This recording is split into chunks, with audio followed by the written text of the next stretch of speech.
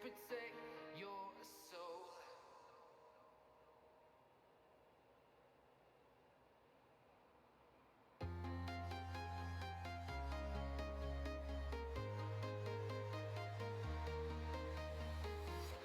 I'm walking alone, the streets are empty. The only thing I can see is my own silhouette. I'm getting stronger, step by step. The clock is ticking, but there's no time for regrets. I've been flying from town to town, from London to Taiwan. I've been all around the globe trying to protect your soul. We are heroes tonight.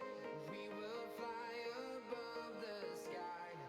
We are heroes tonight. Yeah. We are heroes tonight. We will fly above the sky. We are heroes tonight.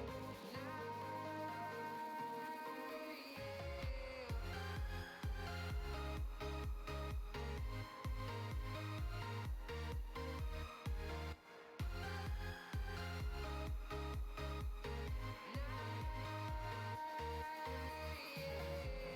Feeling like a dynamite, ready to explode right up in the sky. I need you to listen, I need you to hear, and don't show any fear. I've been flying from town to town, from London to Taiwan. I've been all around the globe trying to protect your soul. We are heroes tonight.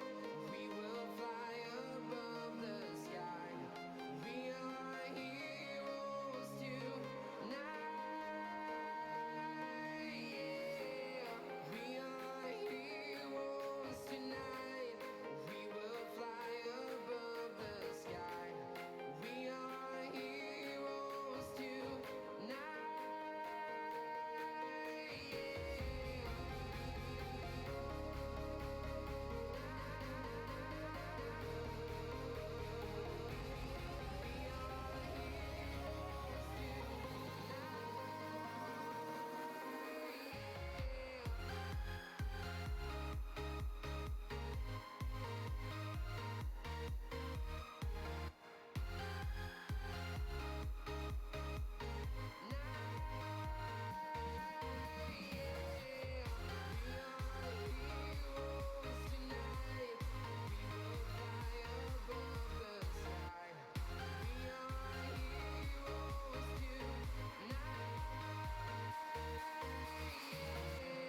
I've been flying from town to town, from London to Taiwan. I've been all around the globe trying to protect your soul.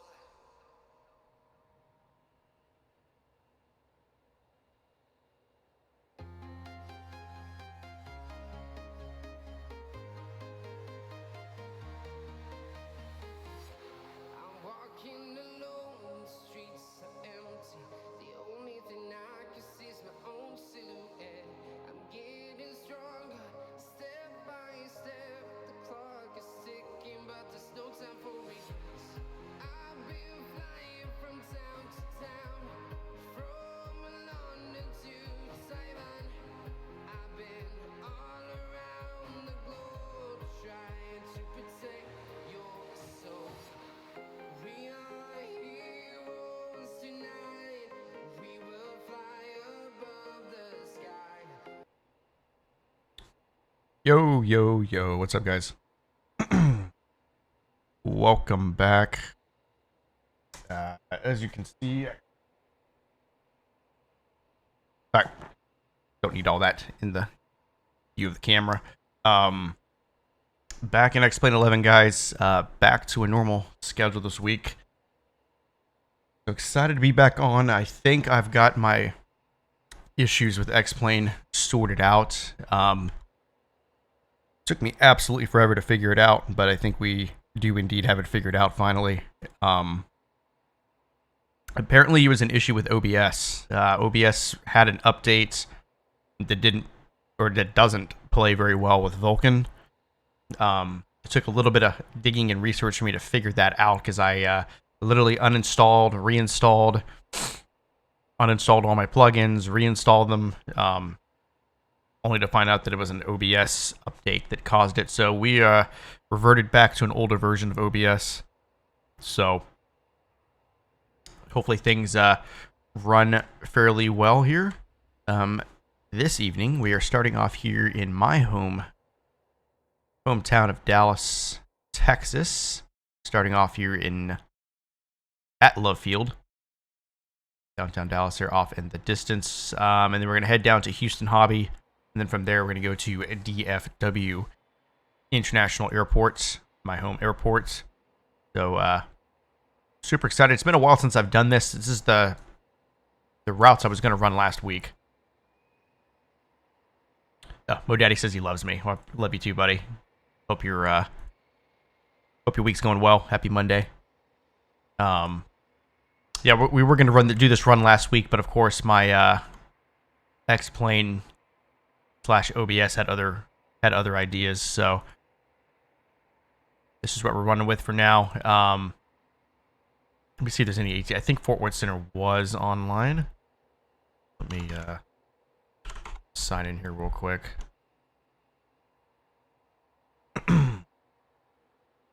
Newest version of the Zebo. We're running that currently. So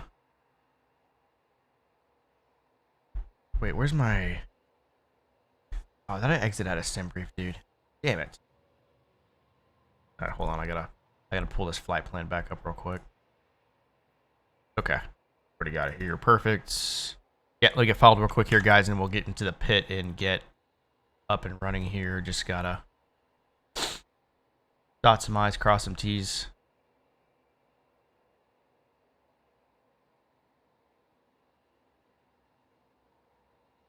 I don't know why this thing makes me sign into VATSIM every single time. A little annoying, but no worries. 27,000 feet. What we're filed. Call sign and use. That's because I'm signed into it. Disconnect. File. Reconnect. That's so annoying. Like, you can't be signed into the network sometimes.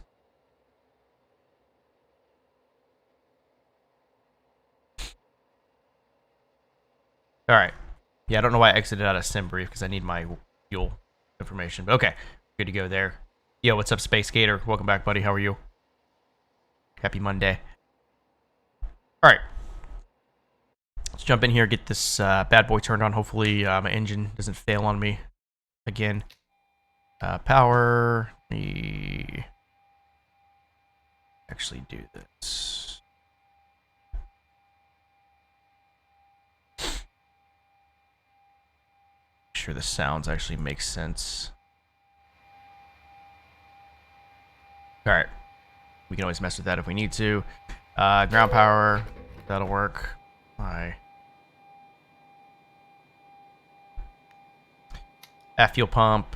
And we can go ahead and go steady, logo, APU. The APU bleeds up and running here. All these can go auto. Window heat comes on. And we're going to get the IRSs aligned here so we can know where we're at. Go down here. We're going to go start flight leg.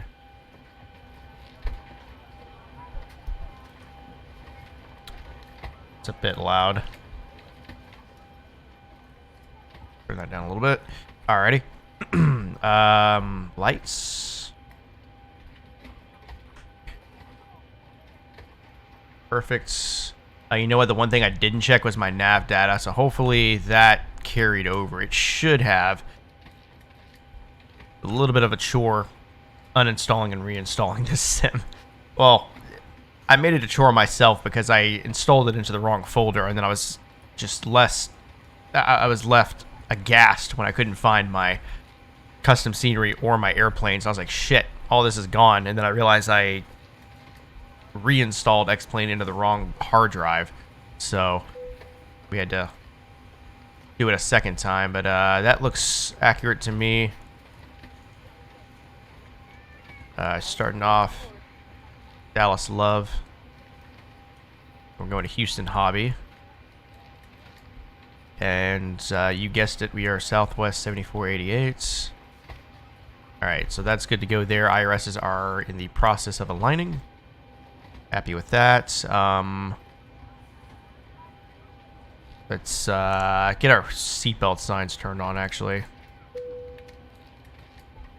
And we'll switch over to the APU gen.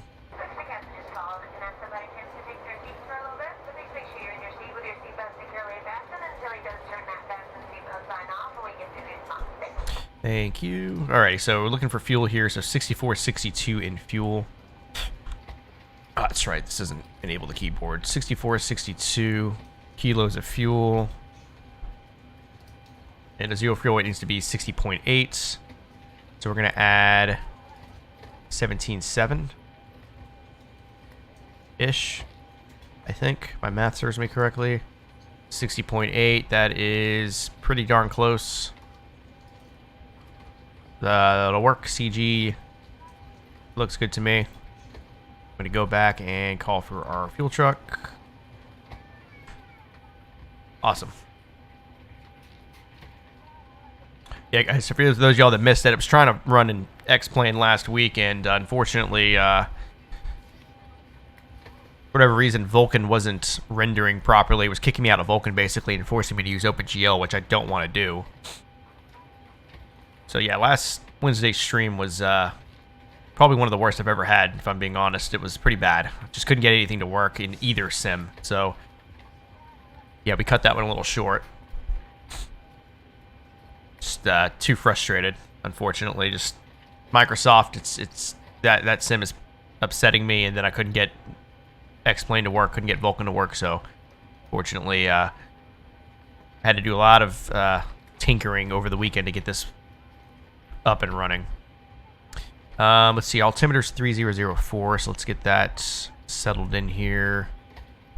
And that's confirmed on both sides. So we're going to go back down here, and we're still loading in fuel, so we're not ready to push that button quite yet to load everything in. But what we can do is plug the altitude information in. So we're going to go 270 on the altitude, and then our winds, looking 306 at 5. With an ISO deviation of 12. So we'll go 12 here. Transition altitude is 18,000. That's fine. Cost index, we're going to go 49 on the cost index. And reserve fuel, we'll just do that. It's a really short flight. These are pretty nice little hops, actually. 47 minutes in the air. It's going to be about that both ways. But I really like doing these hops just because it showcases Texas nicely, and flight times are reasonable. So we'll wait on the fuel to continue here. So what we're going to do now is we need to get our clearance from ATC. And I could do that if there was ATC on, which there is not. Oops. Didn't mean to do that.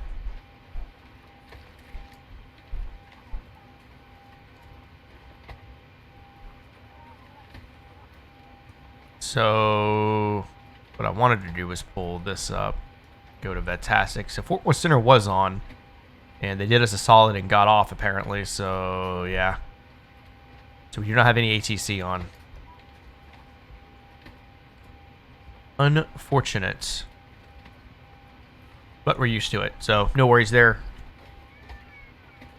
Almost done loading fuel, so we're basically just going to clear ourselves, essentially. So out of Dallas, we're going to go on the Curlo 5. It'll be Elver, well, yeah, Elver transition. And current weather right now on the ground here in Dallas. It's nice. It's been nice, guys. Finally coming out of summer. Winds 160 at 10, so we'll take off on 13. 10 miles visibility. Temperature 26 degrees Celsius. So we're going to go to Avatab Airports, and let's go ahead and get our departure. Curlo 5.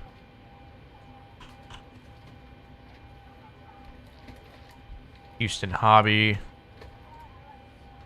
Airport info, and then the arrival is the Kids 3. So arrival. Okay, Kids 3. And then current conditions in Houston. We can go ahead and plug this in now. It's a short flight, so doubtful that it's going to change between now and then. So right now the winds are 130 at 6. So we can expect to land on 13 right.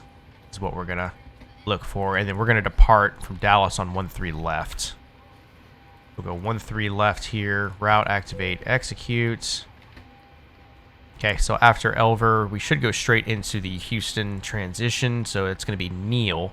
So what we'll do is just go back here, arrival, and looking for the Kids 3, Neil transition, and then what did we say, 13 right? Yep, so we'll expect 13 right. There's actually be a straight in approach. And we'll execute all that. Go to the legs page, clear the discontinuity.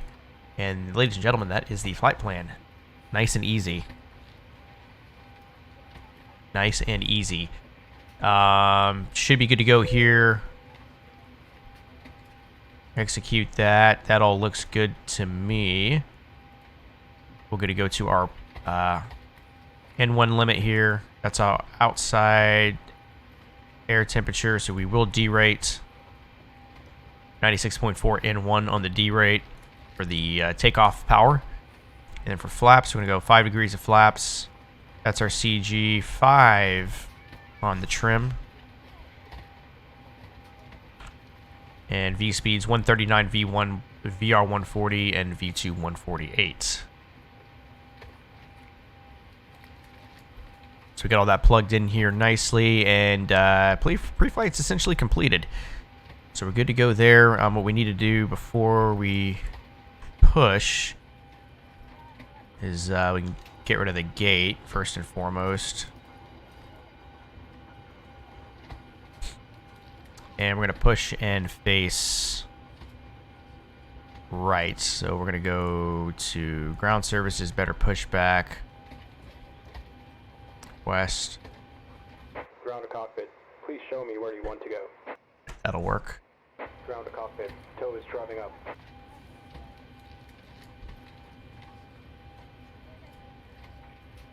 Go up top to our MCP panel here. And what do we say? 148 on V2, so we're going to go 163. Just add 15 to that. Go runway heading out of here, so we'll just go 130. It's full hour after departure. We'll brief that here in just a second, but we'll put the heading in as a backup just in case. And it's going to take us all the way up to 27,000 feet. No need to delay or anything like that. So all the way up we go to 27,000 feet. Okay, all doors and hatches are closed. Ready to connect. Thank you. 27,000, perfect. LNAV, nope, we need flight directors first. Then we go LNAV, VNAV. For our departure, we're on the Curlo 5. It's going to be straight out. It's going to be RNAV door sets. Then to Hayes, then to Curlo. And then we're looking for the Elver transition, which will be this track here. And that'll take us all the way through here. And I don't think we hit College Station VOR. We'll be descending before that, so we won't go in the tail end of that departure. But, like I said, short flight. And basically what it'll do is it'll take us straight to Neil on this track here. And then we're basically flying straight in. So we're going to go through here. We're going to hit Zeus and then vector in from Zeus. So not too difficult there. We're going to go up top. Fuel pumps, the rest of them can come on. Hydros can come on. Yaw damper. Flight altitude 27,000 feet. And our landing altitude in Houston is going to be So it's about 45 feet, so we'll just do that. Anti-collision can come on. And I think we're good. We'll cut all this once we start pushing.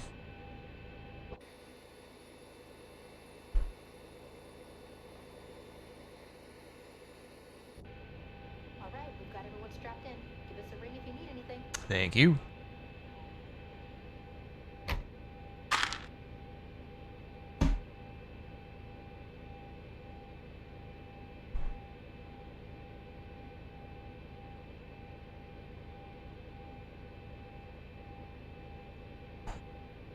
All right.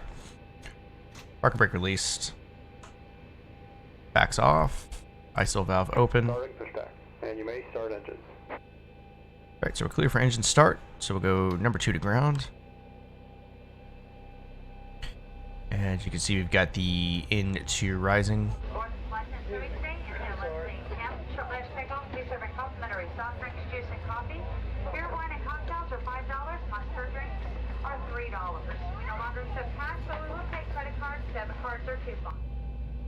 Coupons. 25. Gas.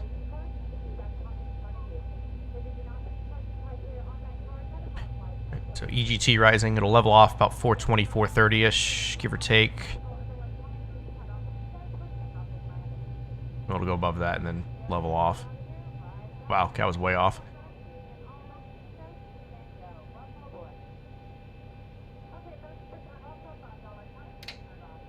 Starter cutouts. Starting number 2.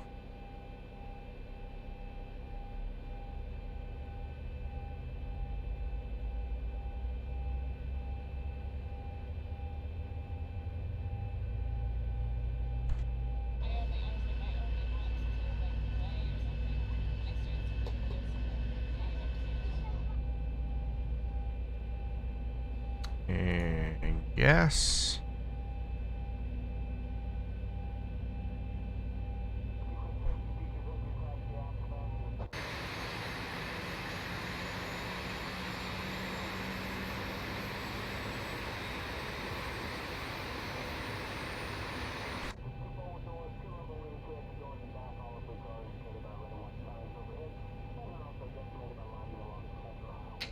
Door shut. Starter cutouts.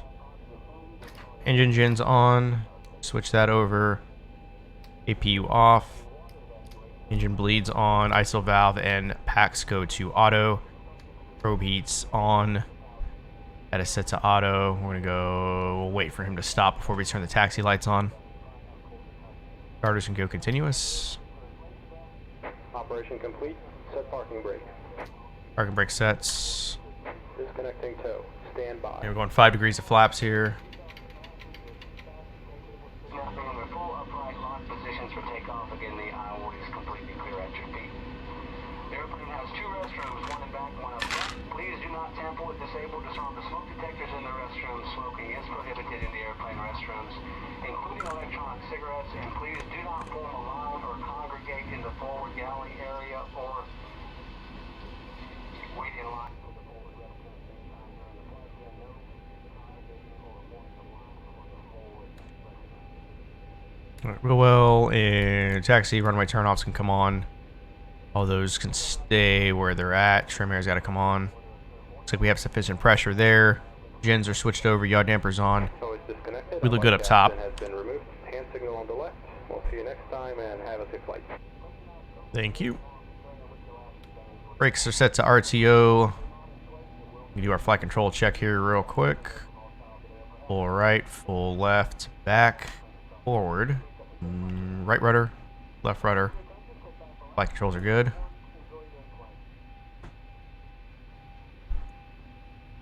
Wait for the gear pin. There's a gear pin. Perfect. All right, ladies and gents. I believe we're ready to go here. Go auto throttles armed. And beacon. Just do that. Go TARA.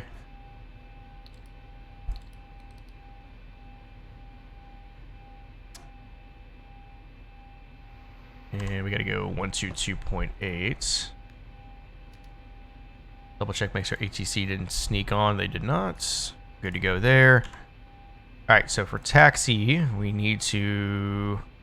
Can I make Bravo 5? I certainly can.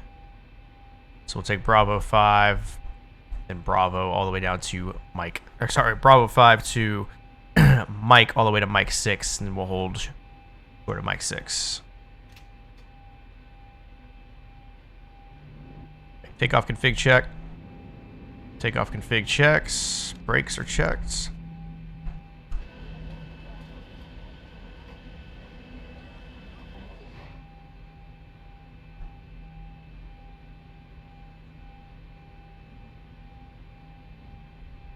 Probably running an outdated version of Love, but no worries. I just need a sim to cooperate with me today. That's all I ask.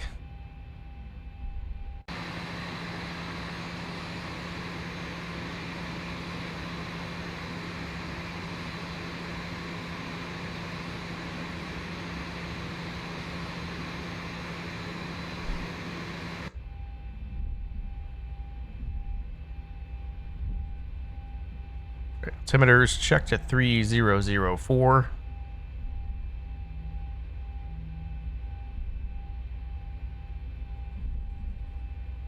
So we're good there. The train radar on.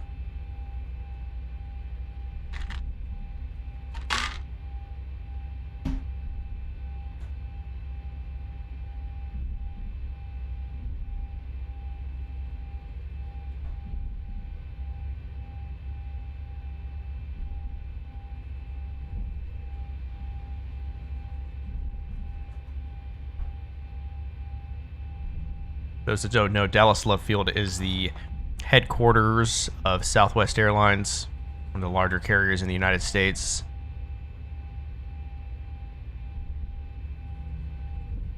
I got two hubs in my town. We got American Airlines as the as DFW, and Love Field is basically run by Southwest Airlines.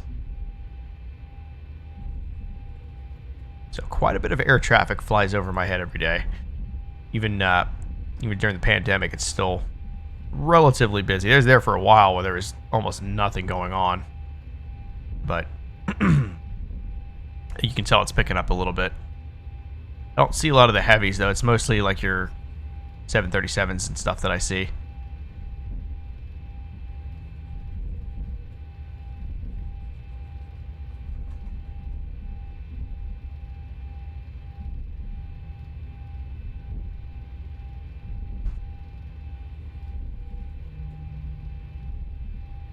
Throttle down there a little bit. Start slowing down. I'm going to go and get the landing lights turned on. Taxi lights off. And we're going to go strobes. Wing light. A little fast on the taxi, bud. Yo, man. Southwest. We're in Southwest, man. Okay, the cabin is secured. Have a good flight. You ever heard of the Southwest taxi? Have you ever flown Southwest before? Honest question, because it is not a joke. They taxi like bats out of hell. They don't play around. That's the meme, anyways. Southwest taxi. So try to get the full realistic experience.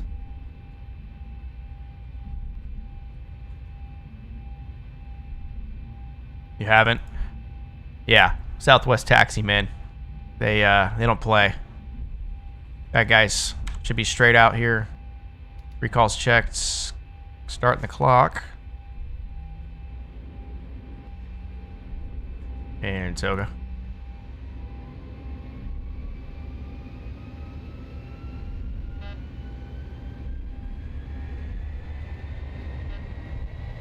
Yep, it's the flaps that are doing that. Just gonna ignore it. Power steady, airspeed's alive. 80 knots. Cross check. Yep, we're disregarding that.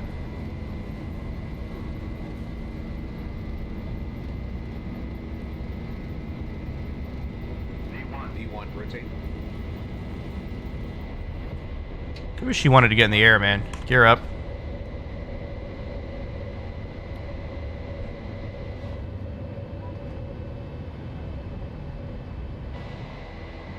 400.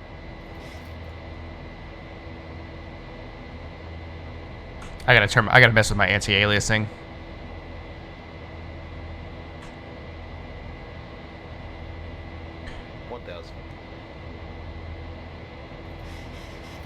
Trim this down a little bit. Europe always wanted to say that. It's a good feeling when you get in the air. Alright, gear up and off. Trim this bird here a little bit. I'm gonna lower the nose ever so slightly. There's downtown Dallas.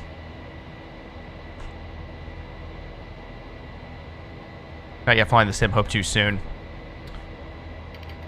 It's a good time to get into it, man, for sure.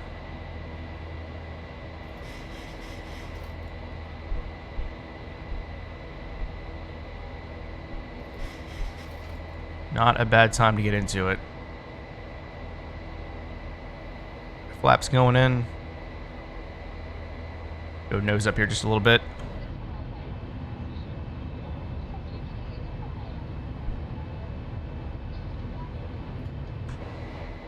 Yeah, that awkward moment when downtown Dallas looks better in XPLANE than it does in Microsoft Flight Sim.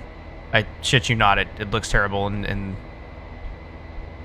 I don't know what Microsoft is thinking, not giving us a photo reel downtown Dallas.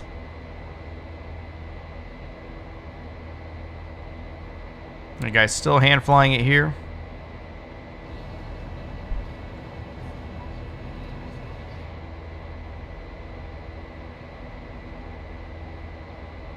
Trying to get back on track here.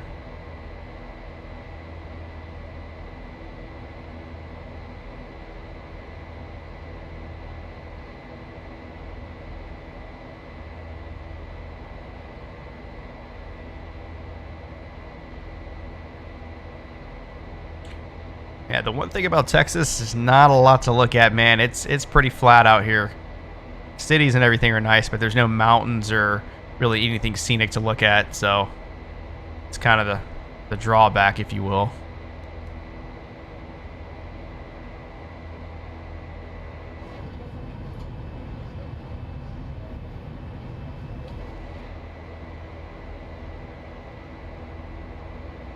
I'm going to hand it over to the plane here. Oh, okay. So that bug still is a thing.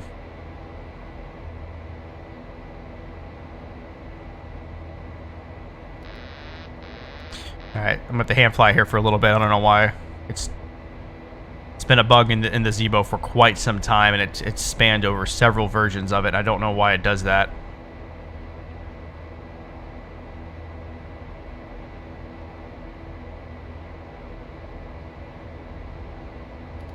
There it goes. Alright. Plane finally wants to do its job. Alright, starters can go to auto. That's 10,000 feet, so we can go ahead and kill the lights as well. And wing lights. The rest of that can stay on. Cabin is pressurizing, so we're good there. Recall looks good. Engines are looking good as well. Fuel on board looks good.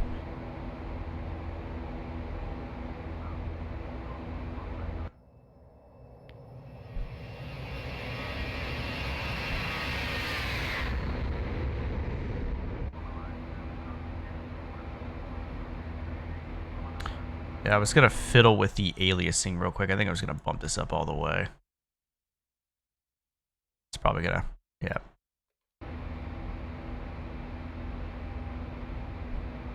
Not much of an FPS hit on that. I can't stand, like, anti-aliasing is one thing I'm big on. I can't stand jagged lines around things. I'd like it to be as smooth as possible, so.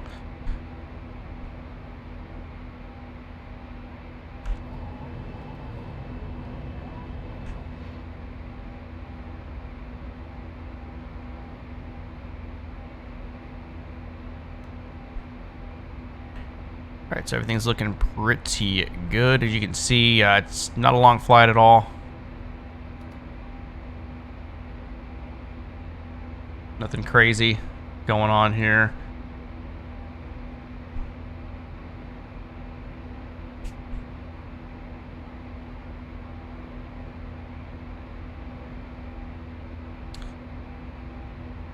Yeah, so I'm thinking I may fly in the Mad Dog for the second flight. It's either going to be that or the A319. Haven't decided yet. And then I think I want to get back in the 7.5 at some point. I don't, honestly, if I'm being completely honest with you guys, I am not, like, gung-ho on getting back into Microsoft right now, dude. I mean, I guess we'll see. I got to figure out the install on the mod and what that looks like. All right, MoDaddy says Mad Dog. Yeah, I think that's what we may do.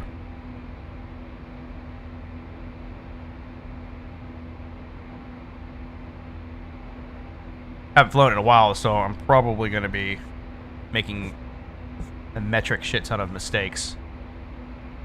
But I guess we'll see. Alright,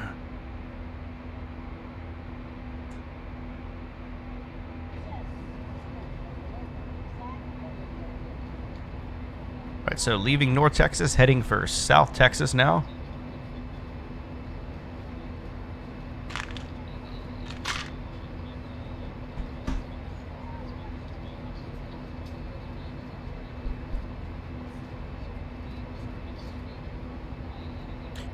DFW ground is on. Let's see if they stick around. It's not really gonna be a whole lot of communication between them and us.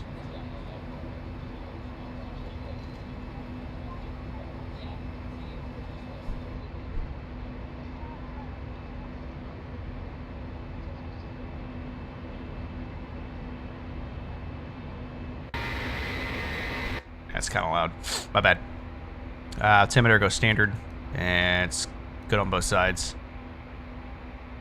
Alright, so where are we? This is where we're at here. We're coming up on Argia, making our way to Elver, and then from that we basically join over to Neal, which is up here. Like I said, make our way down this track here. Gonna take a left turn at Glover, and then once we hit Seuss, we'll take another left turn, and then basically looking for this runway right here, so we'll vector ourselves in that way. And that is how it's going to work. Oh, you know what? I don't have the overlay up. I just now realized that. So, let's do that.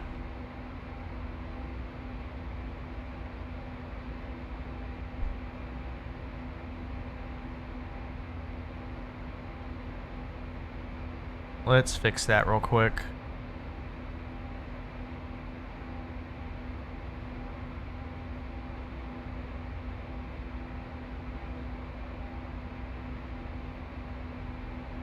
And I gotta change our aircraft type to 738. Okay, there we go. I knew I was forgetting something.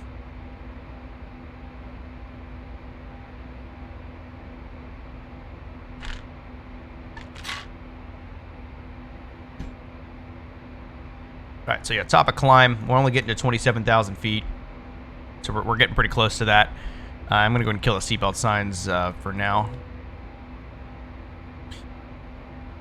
Alright, so we're going to cruise for about 60 miles or so. And then top of descent. Well, I don't know why our top of descent's right there when, well, because we got to be 240 or above. No, I guess that makes sense. That may need to adjust a little bit. We'll get closer and we'll take a look at it. Because we'll definitely be above 24,000 feet. For 27,000, we don't start descending until that point, so. So we'll wait and see.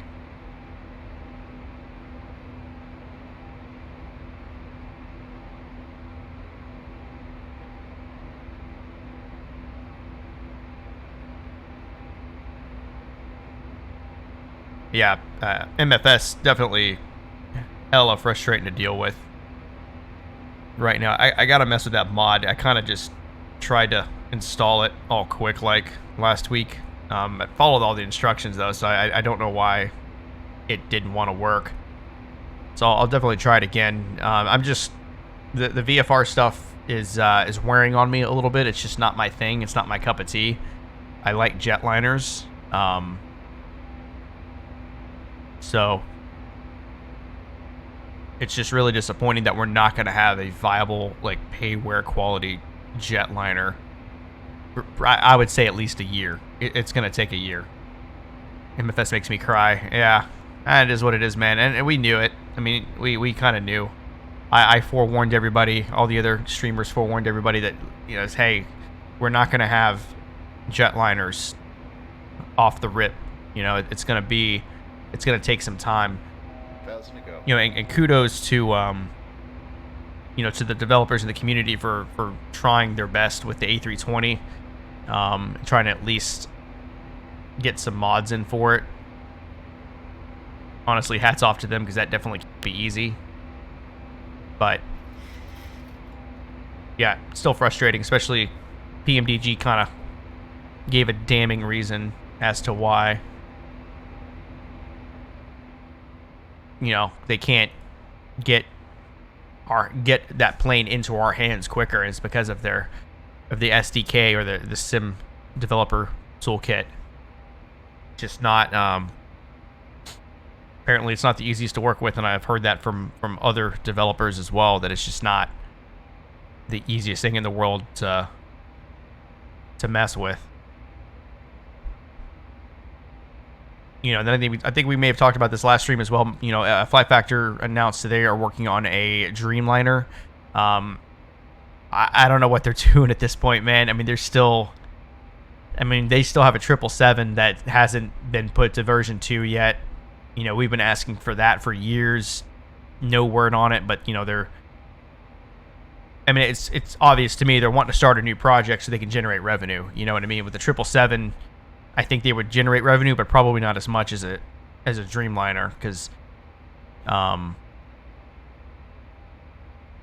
you know, the Dreamliner we have now by Magnite isn't the best. I think they just released another version that has some cockpit updates, which is great, but apparently the FMC still isn't exactly where we want it to be. So unfortunately, we'll be playing the A350, because that's really only equivalent right now.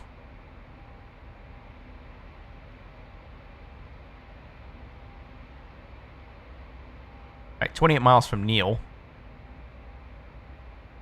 and about 45-ish miles from our top of descent.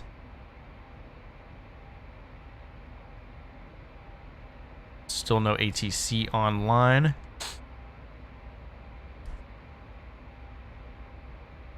I don't know. We'll see. And we still don't have full optimization on the A320 from Flight Factor either. Still a frames hog. So, I don't know. Like, I've said this about Flight Factor before. They make beautiful looking planes, and functionally the planes work very well, or at least the ones that they've bothered. Really, the 7.5, the 7.6, and the A320. The A350 is a joint project with them and Tolis. So I'm kind of inclined to give Tolis a little bit more credit for that, because I don't think that A350 is as good as it is without Tolis. And that plane still has some issues, mainly the wing flex. Yeah, I don't know if them embarking on a huge project like a Dreamliner from the ground up is really... I mean, I guess it's going to be nice. I mean, I'll give them the benefit of the doubt. If it's good when it comes out, then okay. But hopefully I&I builds with the A300 kind of set a standard. Like, hey, this is how you release a product. This is how you support it. This is what it's supposed to look like out of the box. Hopefully Flight Factor takes their lead on it. Man, it'd be nice to get one of these planes in Microsoft, man. It'd be real nice. But you kind of see some of these other streamers, and I've been watching some of these other streamers. It's like you see them, they've transitioned back over to P3D or XPLANE. And yeah, they'll go back and dabble in Microsoft a little bit, but it's just not, you know, it's obviously not everybody's bread and butter. The vast majority of us streamers fly jetliners. And there's a few of us that fly VFR, and they do it damn good. They're damn good at it, but I would say the majority of your flights, you know, sim enthusiasts are going to be more interested in jetliners than anything. Frames are taking a hit for some reason, don't know why.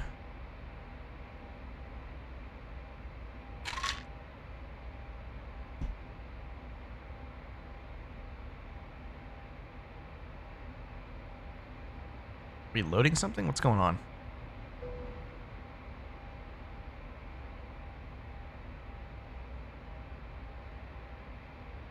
Oh, here we go with the stuttering. Yep, see it. See the stuttering? It's back again. It was doing this before. And it's going to be doing this the whole time. I don't have a fix for this. It did this before. I may have to clear my shader cache again, but I'm flying on a fresh install, guys, so I don't know why it's doing this. This is a Vulkan. I believe this is a Vulkan issue.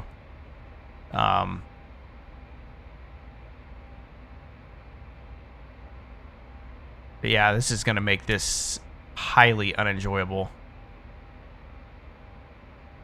Wonder if I put this back down and force it to like refresh here. I wonder if that'll help. Sure didn't. Yep. If it's not one thing, it's always another.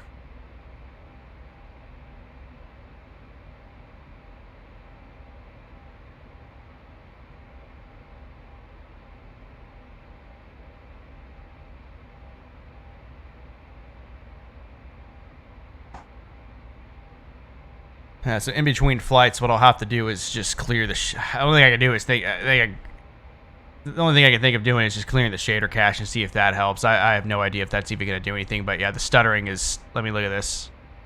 Literally, I can't pan the cockpit without it freaking out.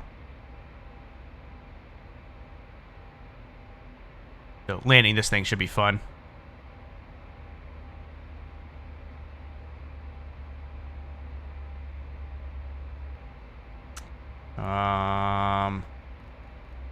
Let me set that real quick. Let me take a look. If I can even get this thing under control here. 9,000 feet. These simulators just don't like me, man. I start talking smack on their developers, and it's like I get cursed.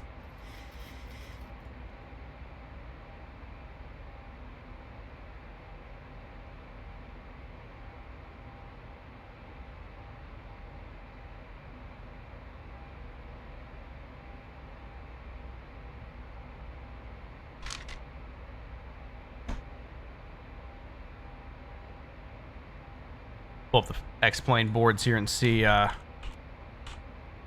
anybody has a fix for this. On the XPLANE forums more in the last 48 hours than I have in the last month or two. Technical supports.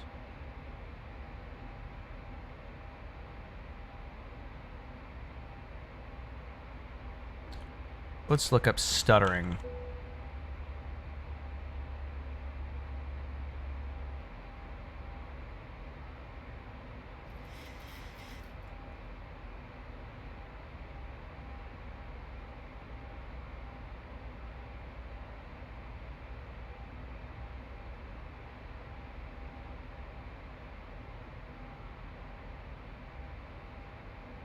Stuttering.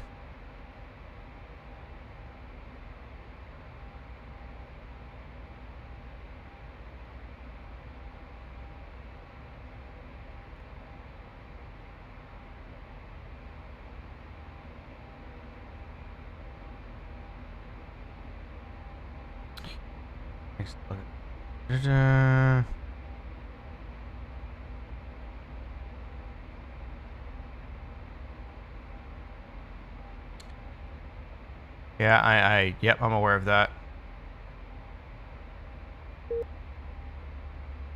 That's fine, whatever. There's nobody on anyway. Yeah, I have no idea. I don't know if it's a plugin or what.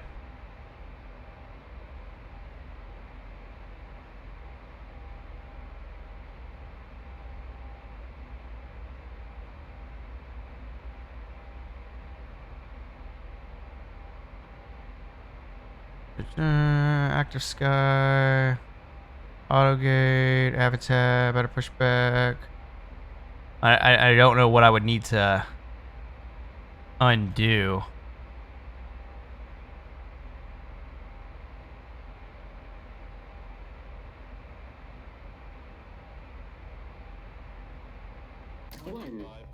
Oops, I broke it.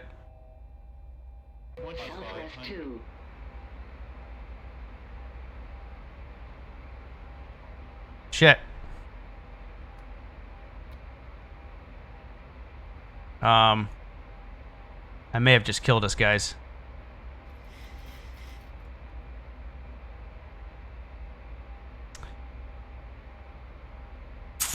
Is this gonna level out? Yep. We're over speed.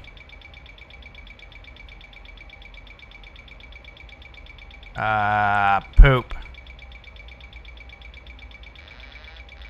Alright, we gotta pull up here. We gotta bleed some of this speed off.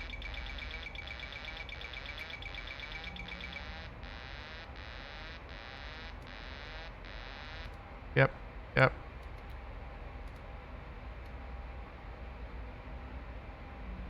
Alright, back to autopilot. No, it's not gonna let me do that. Well, this is what happens when you mess with plugins mid-flight. I think we can get back on track here, though. I think we're a little high, but that's fine. No, actually, we're fine.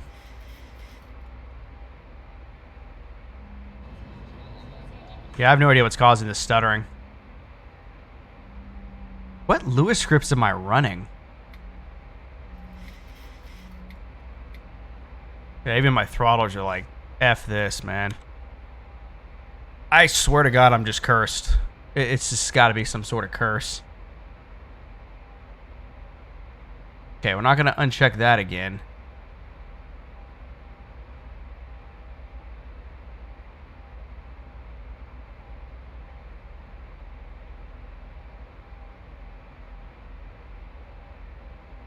Yeah, no idea. No effing idea.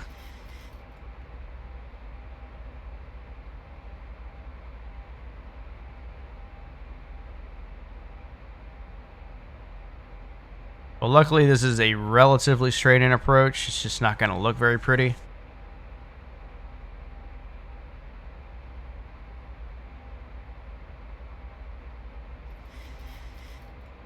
I mean, I've got all the plugins in that I need. There's really no way I can get rid of plugins, if that's even an issue.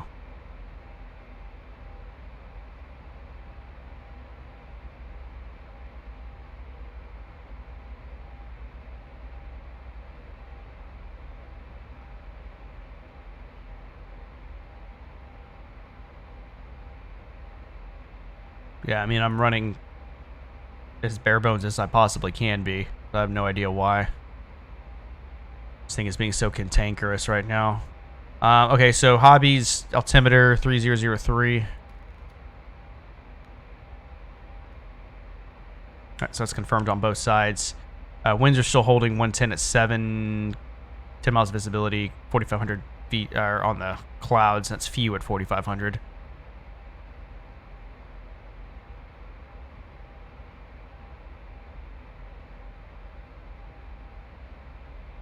Alright, so lesson learned, do not deactivate Lua scripts when you're in mid-flight.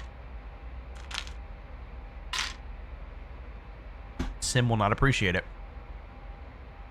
Yeah, it did this to me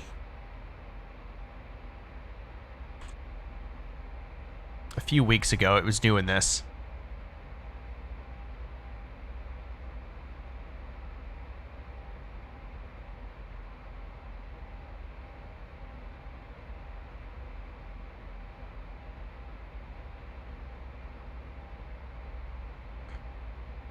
So it's just a little annoying.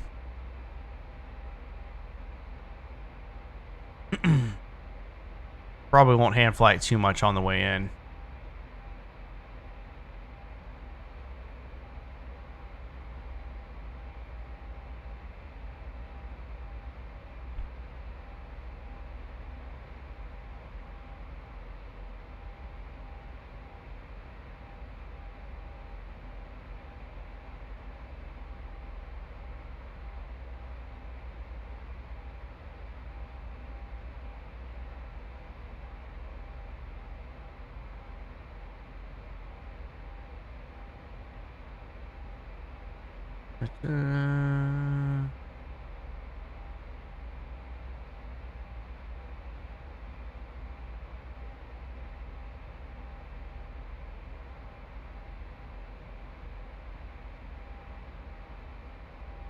Yeah, other people are talking about stuttering here as well.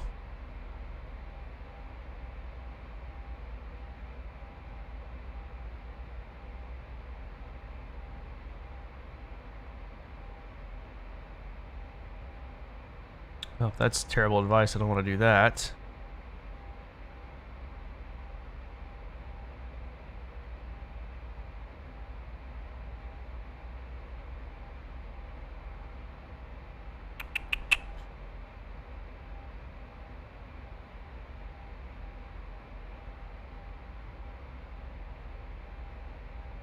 Yeah, there's a lot of reports of stuttering going on, so I'm obviously not the only one here.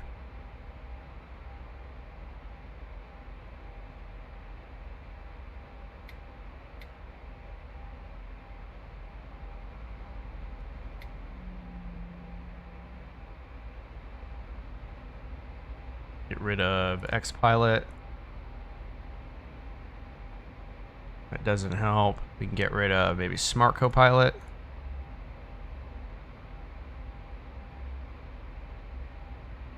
Nope.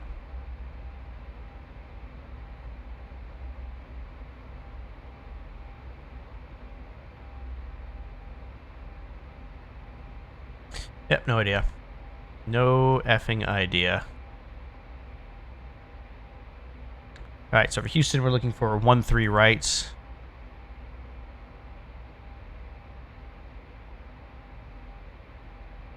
Okay, it's just not going to let me click this. Okay, approach. 1-3 right. Alright, so it's our missed approach values there. 800, they climbed to 2200. Look to Shoals VOR. And decision height's 250 feet on this approach. We're going to go Barrow. So hard to control shit when it does this. 250.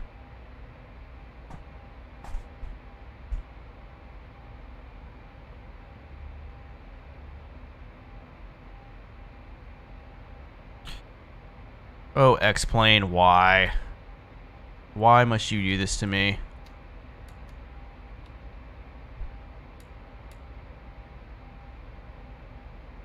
Wing light, we will. Off scheduled descent. Don't know why. Where does it? Why does it? What? Alright, just go to Red Glover.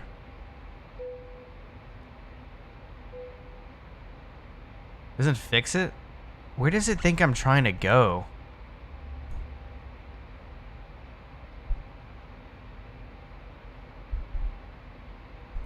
Yeah, I don't understand that. Like, it says I'm 4,000 feet below where I should be. That's not accurate at all. You know what? We're going to do this. We're going to go direct that first fix there. We're going to go direct jabs. What we're going to do. Go direct jabs. Execute that. That's how we're going to do it. Yep. Yep. If I can control this. Down to 2,000 feet. Should be descending. Way over speed. Flight detent. Auto brakes 1. This stuttering is driving me absolutely crazy.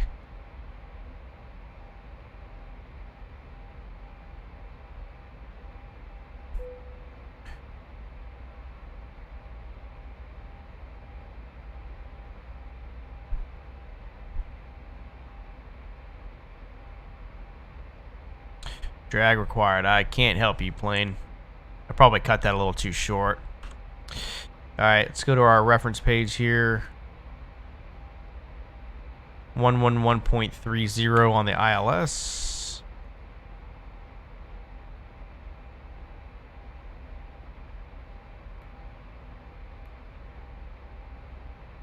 Course is going to be 132.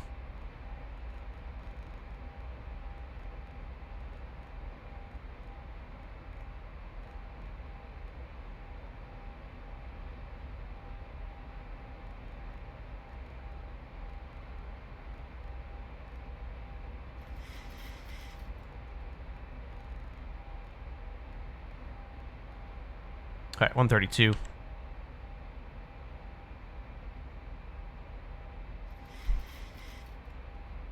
Yeah, my VNav just bent me over there for a second.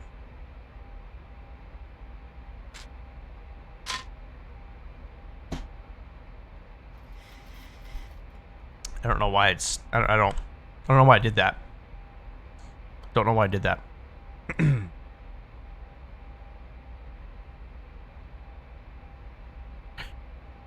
Looks like it's running fine. I don't know why it's still saying off schedule descent for it. It doesn't make any sense to me. But what do I know?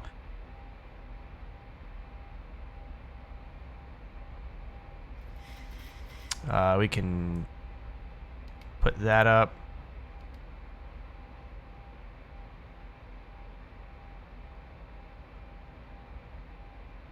Start thinking about flaps here. Flaps 5.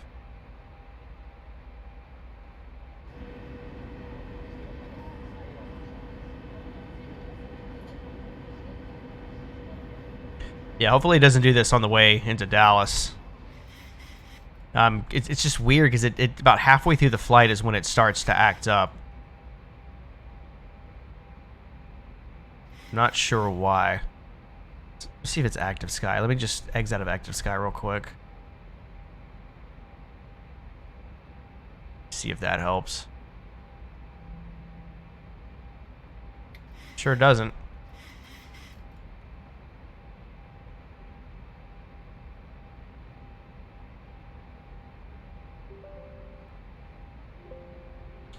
Probably should be doing this like when I'm close to final, but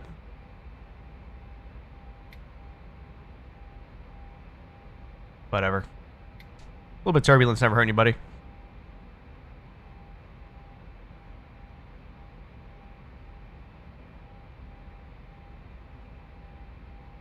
Downtown Houston out there in the distance.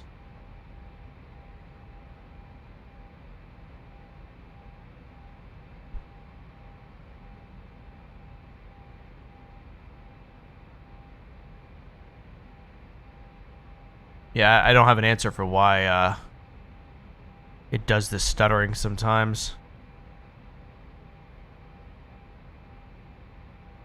So we're on a clean install.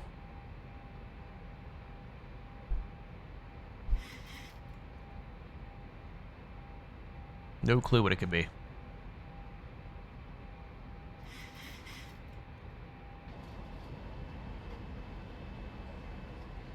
This landing is going to be a pain in my ass, though.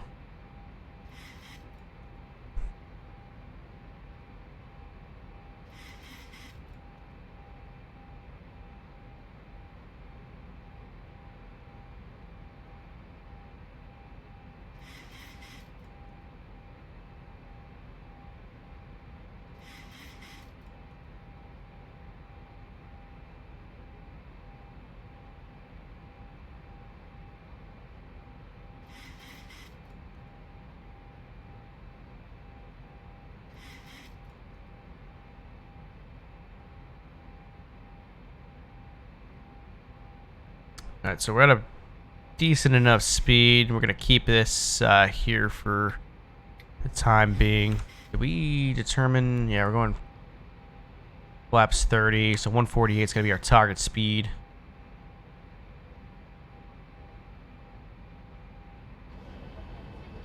Stuttering is so annoying.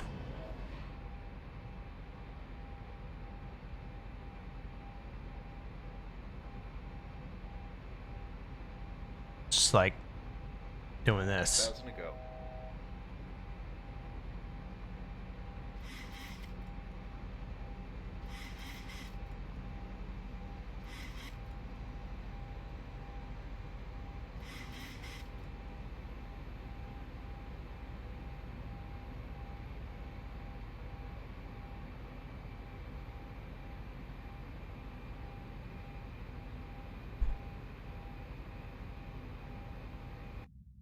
me see something here real quick. Data output at time.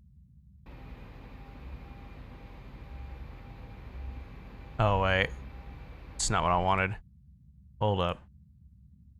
What am I looking for here? It's frame rate. Yeah. 2500. Yeah, I have no idea.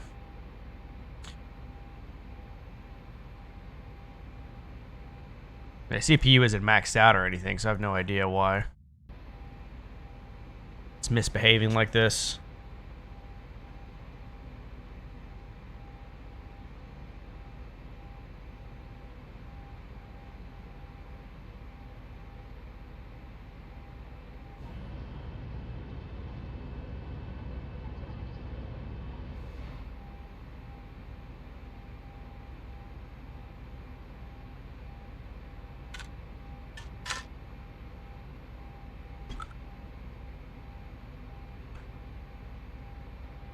Alright, so coming down to 2,000 feet now. I'm excited to get into the Mad Dog. I just don't need to do this crap. I don't need the stuttering. Like, I just want a smooth flight. I just want my shit to work. That's all I ask for. It's not a big ask. It's not, I'm not asking for, you know, something outlandish. I just want the sim to work.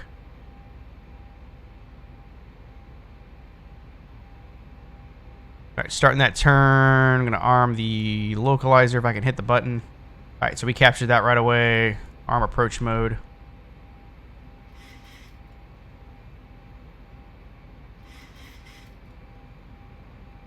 And we're going flaps 10.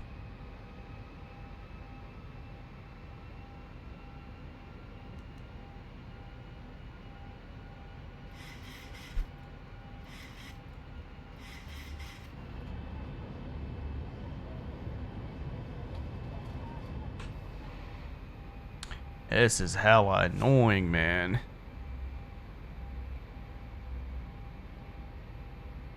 I believe that's the field out there. It is. I can see the runways.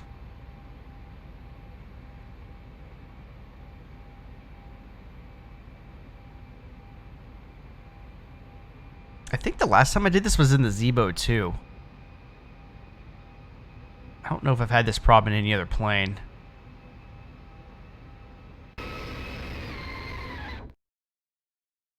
It was coming through. Okay.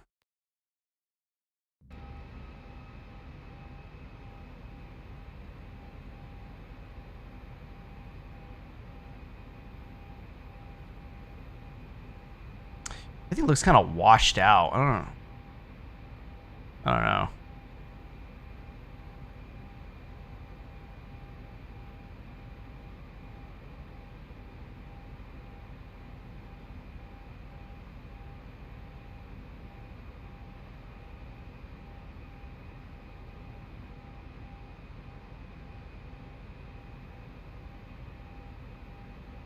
This is so silly to watch, man.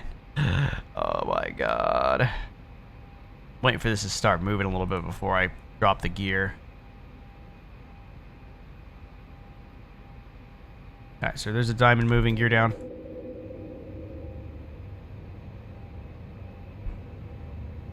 Flaps 30.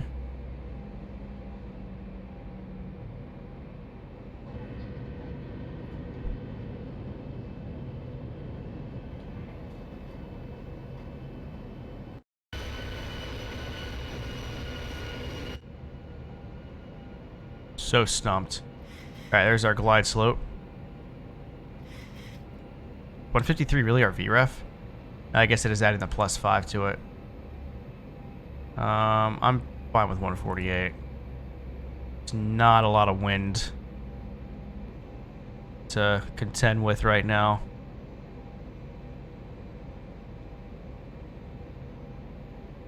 Yeah, hobby 110 at 7.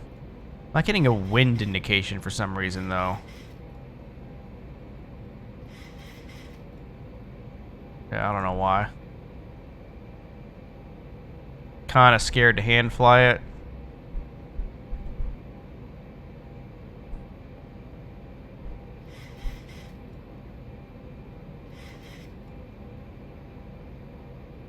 We're gonna wait just a minute. Alright, when we land, we are exiting to the right, I believe. Nope, we're exiting to the left, actually. I lied. Yeah, terminals are over here. 1,000. SV checked. Alright. My throttle. Well, my throttles, my airplane.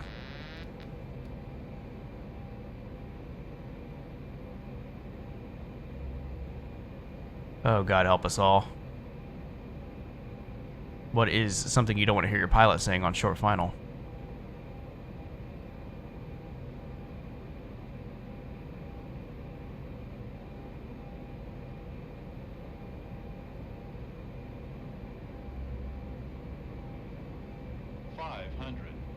Checked. 400. Off track here, and I just don't know how to correct this. This stuttering. 300. Approaching minimums. Like, it's so hard to control it when it does this crap. 200. Minimums. Continuing. 100. 50. 40. 30. Look at this. How am I supposed to fly like this? I mean, I can't do anything there. I'm not sorry for slamming it. You will get no such apology from me. This shit's just unflyable.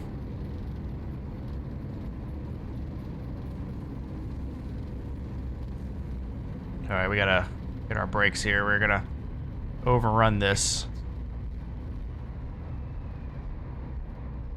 Look at this. This is what I'm dealing with. What am I supposed to do? We're using the whole runway. Alright.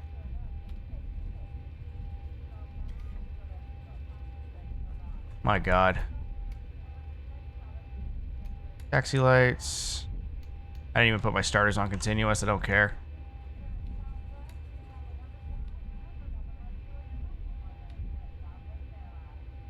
Shit is hella annoying, man. I don't know why it's doing this. I want to see what it does when I shut the plane down.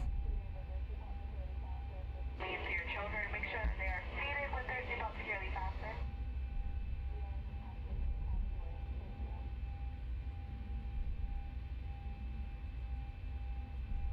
The world's longest taxi ahead of me, though, so I have to wait.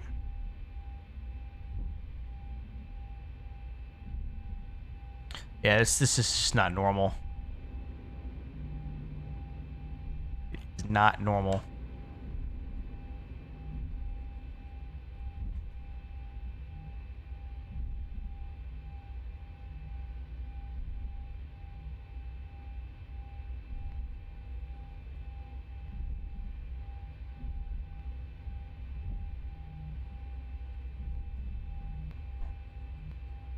Sorry, guys.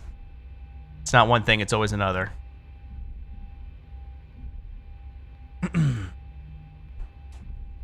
I used to make the comment all the time. You're going to always spend just as much, if not more time trying to troubleshoot things and setting things up in this sim than you will actually flying. I stand by that.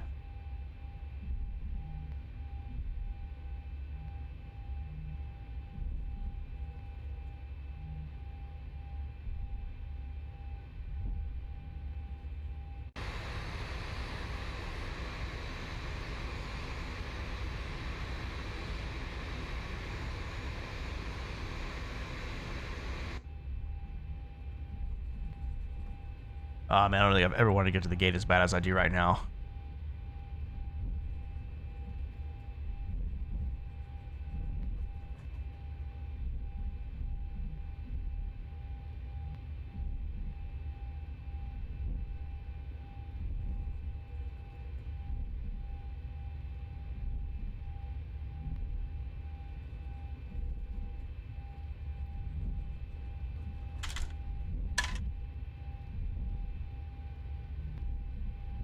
I can't even see on the taxi line. Like, I'm like full, like, oh, there it goes. Now it's wanting to freak out. All right, I'm gonna take this turn right here.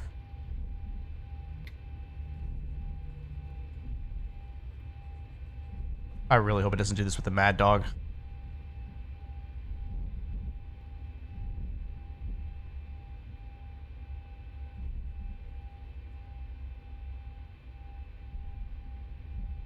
It's the strangest thing ever, man.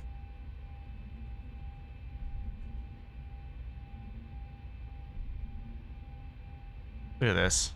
Like, what am I like?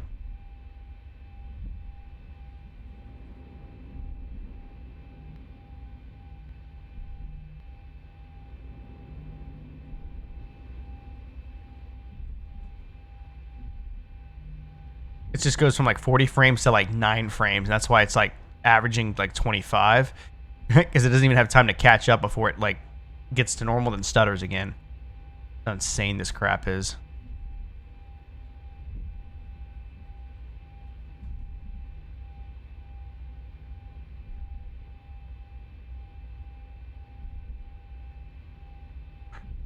What happens if I pause? Like, is it gonna?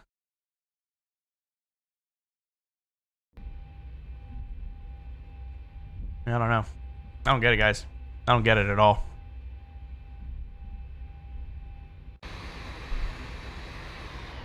Inexplicable.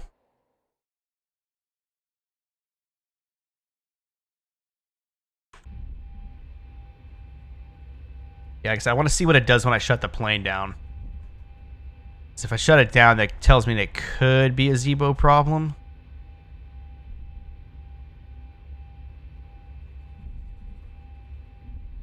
I tend to think it's not, though. I'm kind of thinking it's something else.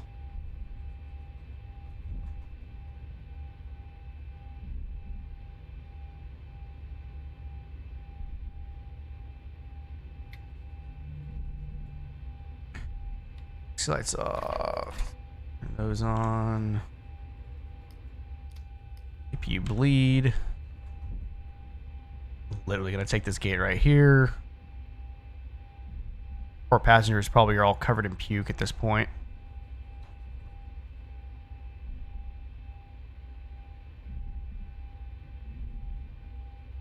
Jesus.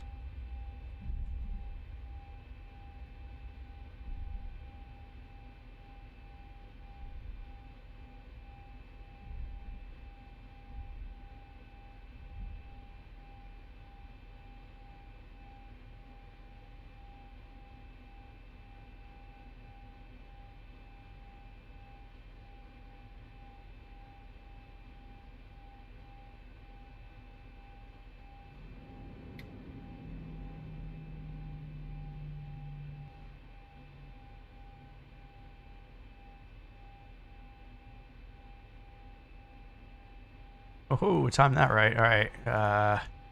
Parking brake, engines.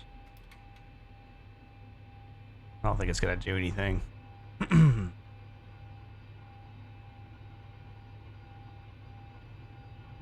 Yeah, it's just the sim being its broke ass self.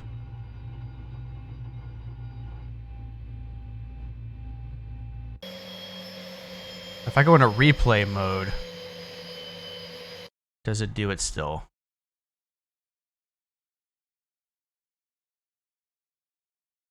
Doesn't look like it is.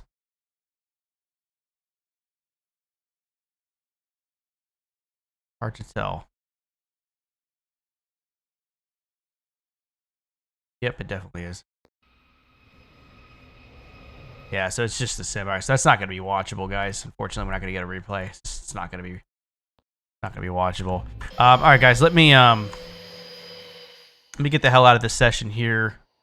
Take a quick break here. We're going to load into the Mad Dog. Hopefully, the sim will cooperate. I'm going to delete preferences and the shader cache as well while we're in between sessions here. We'll load back in. So bear with me a few minutes. Be back shortly.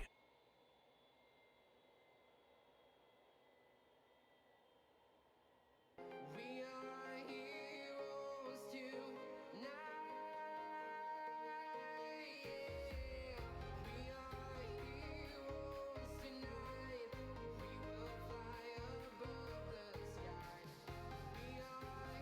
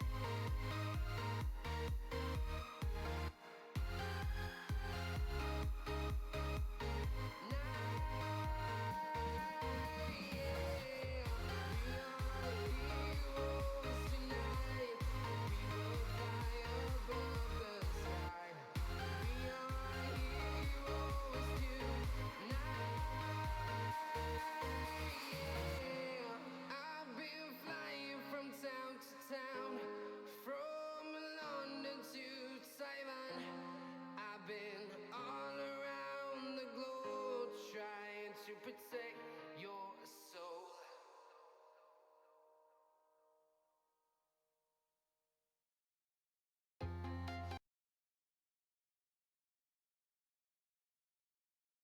Alrighty, guys. We back. Look at this FPS. 92 FPS just sitting here. 105 right there. Of course, that's nothing turned on. Alright, so there's no stuttering right now, so we'll see if it stays that way. As you can see, we are in the MD80 in all its glory. MD80. I wanted to mess with something. Oh, this would be why my world objects are low. That needs to be high. I thought it looked a little funky coming in.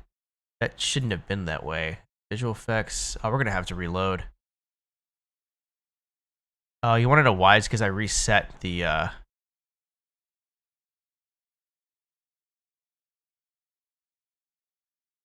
I deleted the preferences. That may have something to do with it.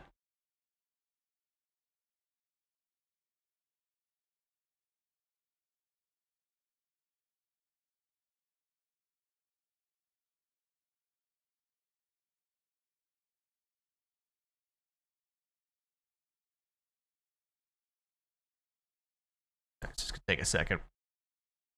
Yeah, I went in and deleted the preferences file and the shader cache.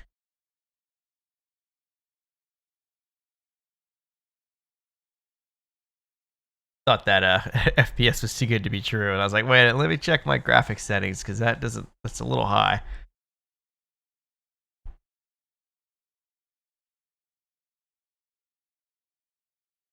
Gosh, this could take a second or two.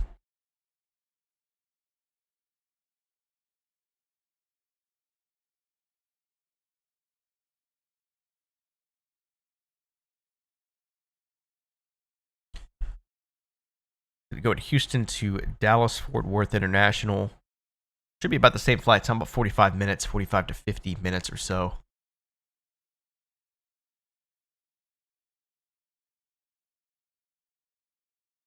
See what this does here. Waiting for it to stabilize here.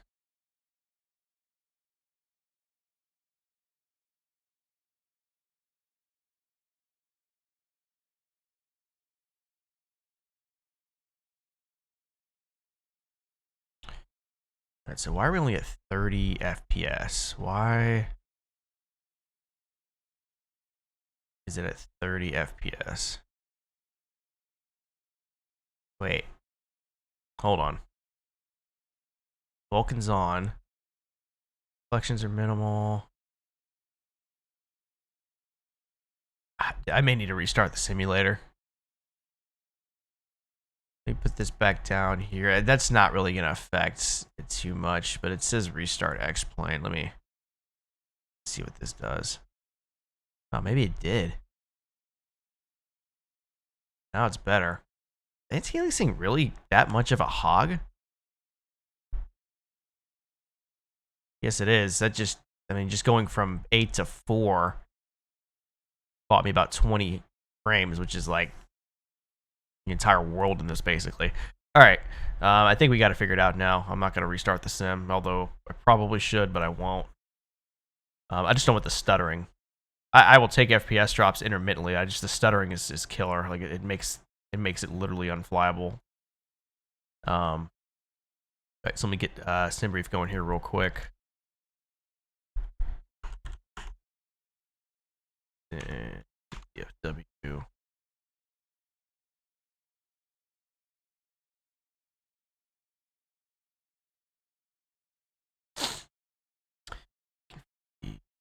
That'll work.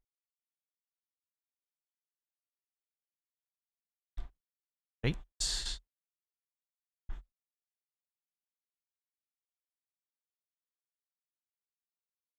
And we go on a limb and assume there's no ATC. There's not, so I'm not going to worry about that. Ready? Okay. All right, MD80. Gotta remember how to turn this thing on. First things first, we gotta go here. We gotta go GPU. 4 doors gotta open. Cargo doors gotta open.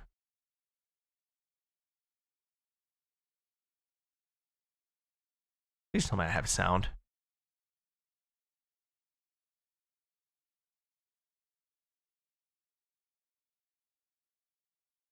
Great, I don't have sound. Oh dear lord. Sound, that is on. We may not be able to fly this if I can't get the sound to work. Oh, I know why.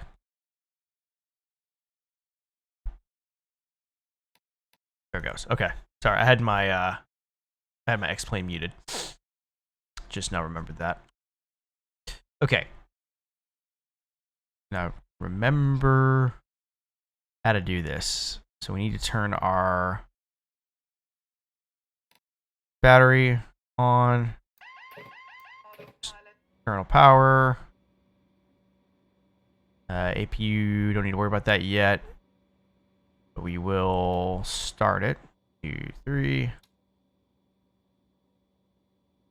Okay, so that's rising there. That's what we want to see. Okay, so we'll do that. That goes on.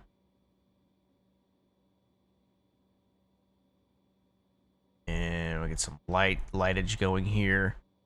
IRS is to nav. Left and right side.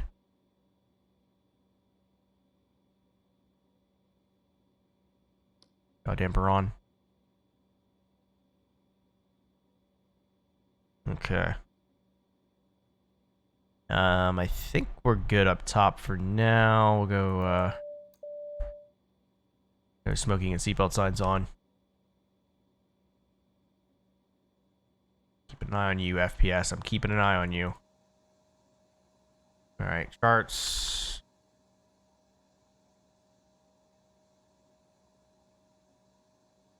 Airport info. That's where we're at. Let's actually go right here. I'm going to turn you up and turn you up. As well as you. Clear that. We're going to go position initialization, and we're starting off final leg here in H-Town. I'm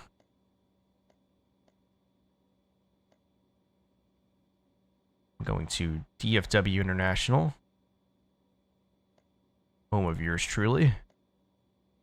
And we're going to be American Airlines 7488. Activate, execute. Yep, okay. Got it. Alright, so now we got to get our weights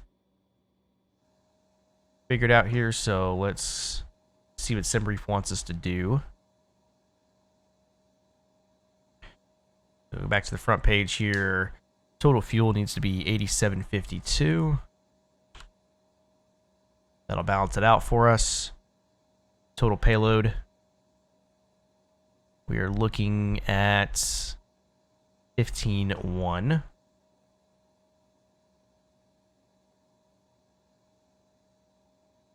Little over our landing weight. We got to put our trip fuel in.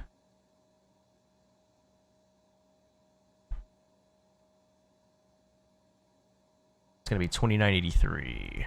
All right, so that gets us to normal there.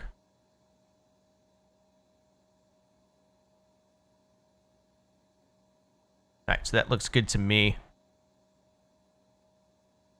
Now what we'll do is we will boom, boom, expedite, expedite, expedite. And there we go. Nice and easy. All right, so we're going to go back down to the FMS here. This wants us at 32,000 feet.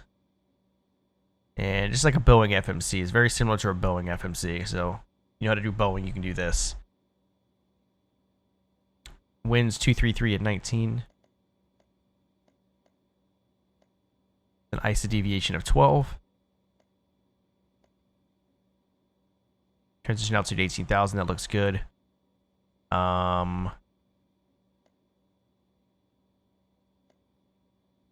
fuel. It's definitely not 8.8. Actually, it is close enough. Dual fuel weight 8.5. It's close enough. Reserves, just gonna do 1 on that. Really.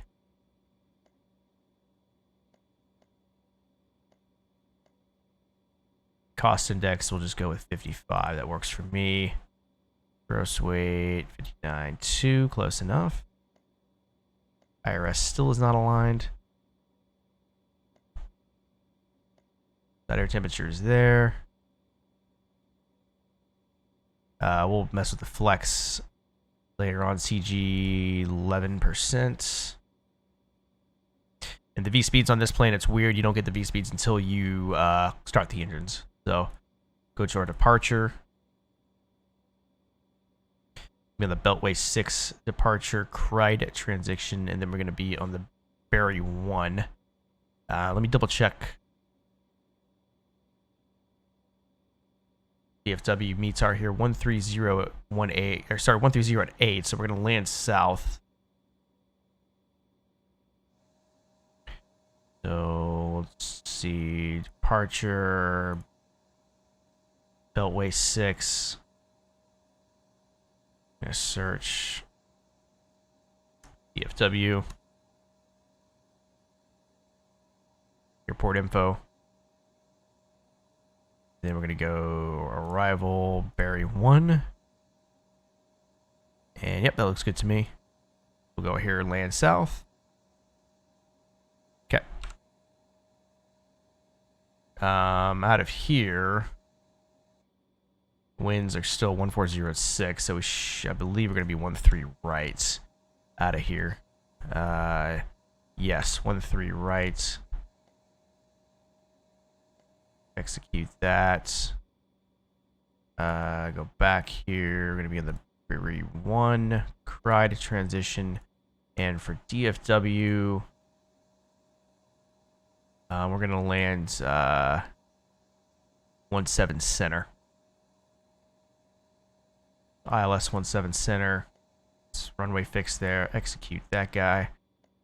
And then we're going to clear the discontinuity.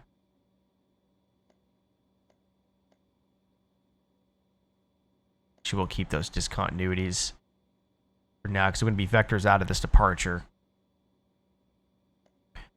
Back to init ref here. IRSs looks like they're aligned. Performance takeoff. Right, so we got to go over here. No, what did I do? We're gonna go on.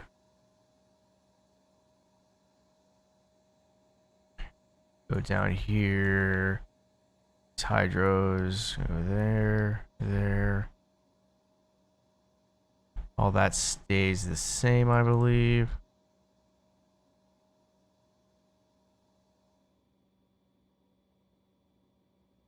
Panel lights.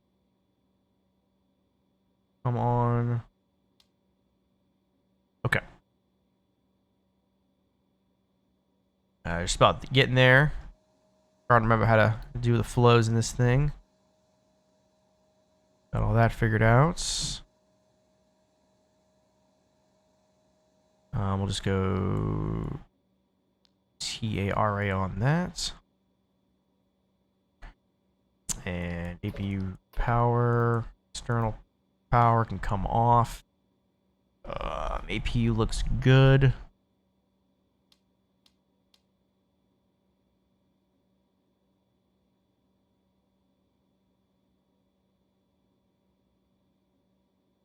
Do we have center fuel? No idea. Leave that off for now, that's fine. Go up top here, cockpit voice recorder. Where is it at? Where is it at? Where is it at? I think it's further up. Yep, flight recorder. Perfect. Alright, we're going to go back over here. We're going to get rid of that. Close all these doors.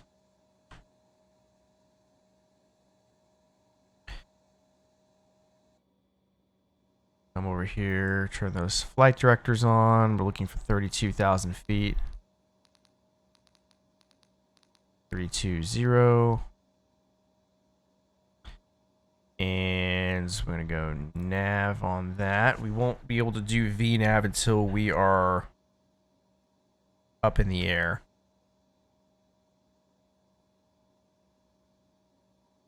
So we'll set a vertical speed. 1500 should be good there. For our trim, CG's 11. And we're doing what? Flap 11, I believe.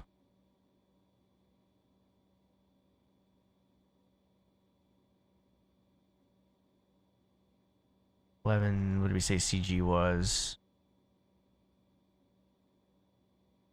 11. Pump that in there.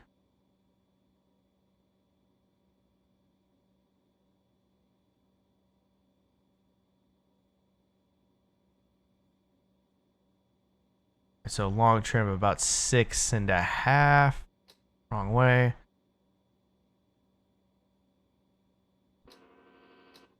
Stabilizer.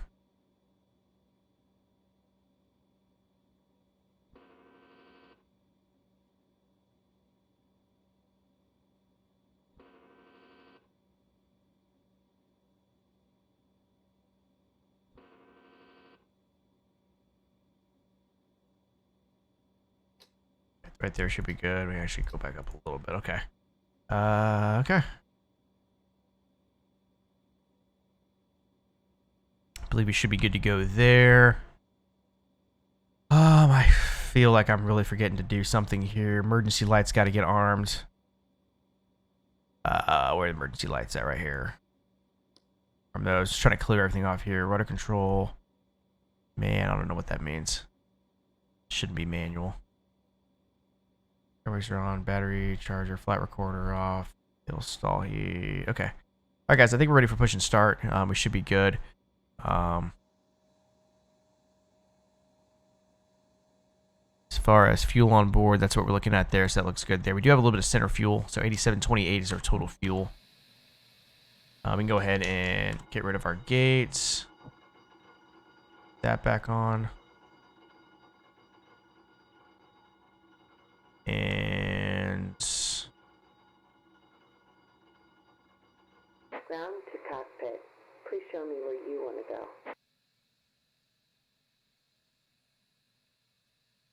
Ground to cockpit. Tow is driving up. all right there works for me.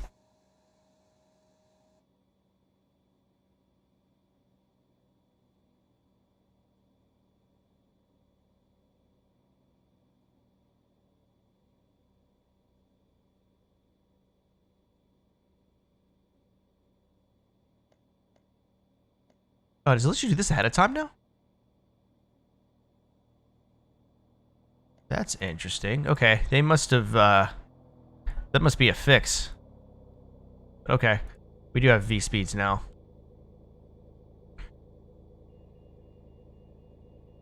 We'll just pump this up here to 174.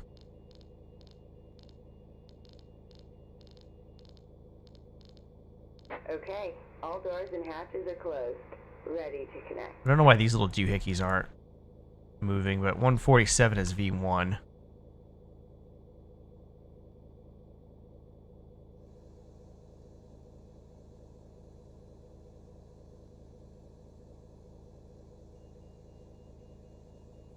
For a departure,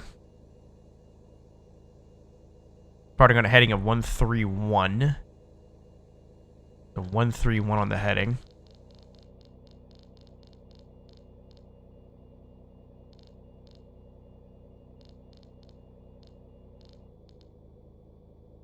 Tow connected and bypass pin inserted. Release parking brake. Let's see, why isn't it letting me go to heading mode here?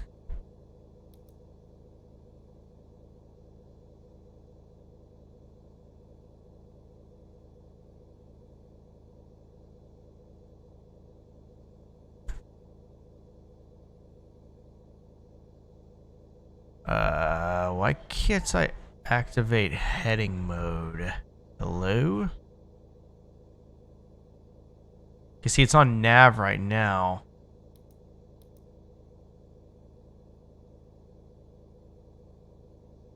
Right click doesn't work. There it goes. Heading select. Okay. Okay, there we go. Heading select mode's on. Okay, parking brake released. Starting pushback, and you may start engines. And those pneumatic valves on.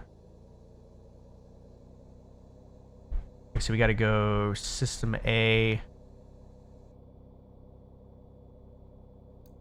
Guys, here goes nothing.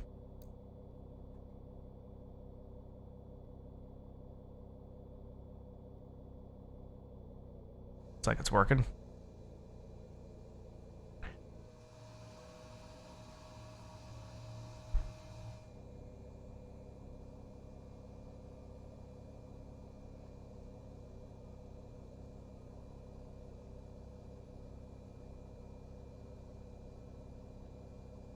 Gas.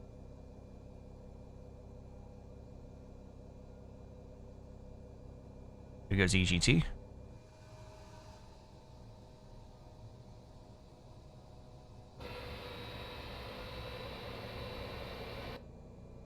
My beacon light's not on.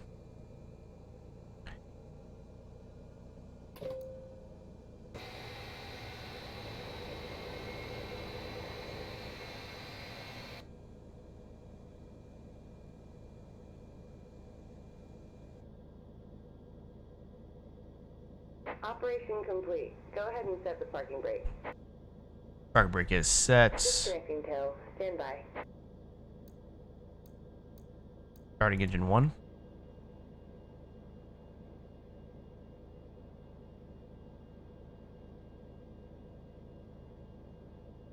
Oh yeah, FPS is glorious in this thing. Hopefully it stays this way.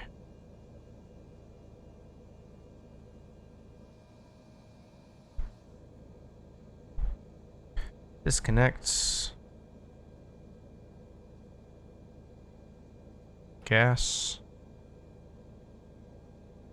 This thing's very similar to a Boeing, and then it's not. It's just some things they're similar, other ways it's not. Alright, so there goes the EGT. Tow is disconnected and bypass pin has been removed. Hand signal on the right. We'll see you next time and have a safe flight.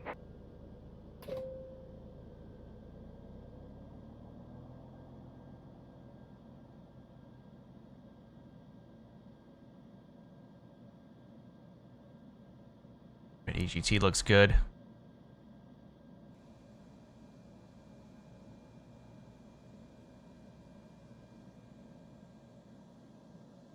Here's our gear pin.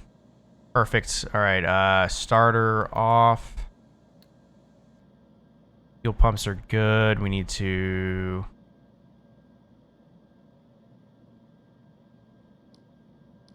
turn off the APU gen and turn off the APU. And I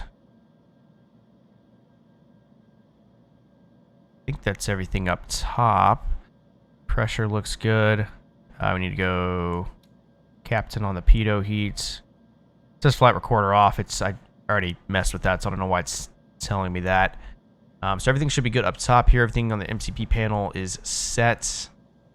We just need to set our flaps, which are not going to work. So we need to go flaps 11.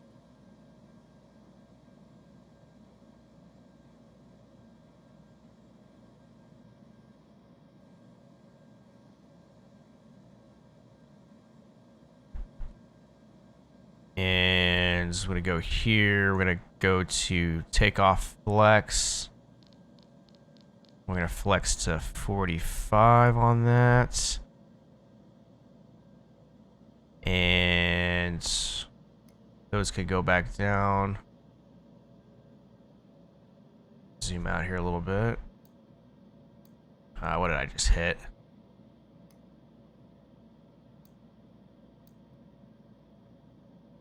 And brakes to take off.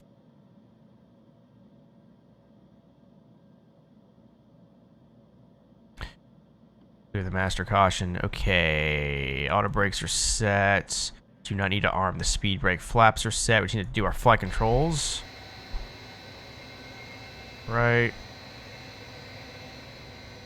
Left.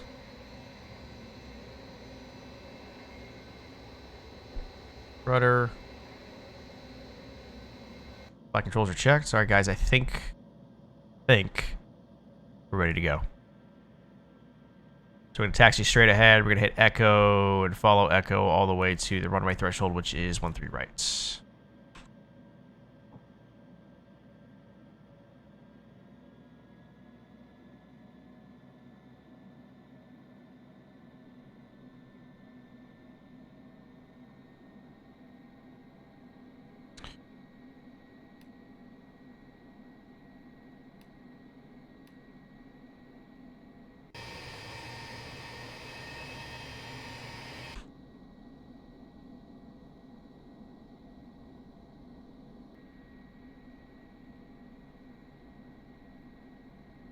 I think I got everything configured. Oh, we can do a quick configuration check, actually.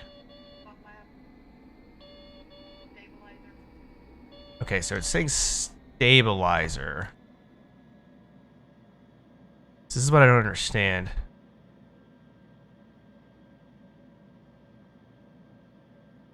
It's a CG-11.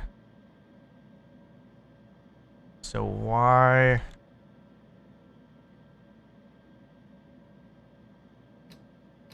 I don't know what it wants. I literally don't know what it wants.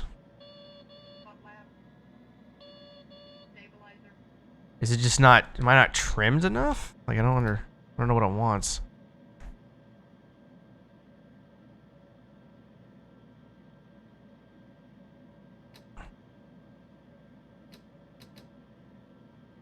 Should be about right there.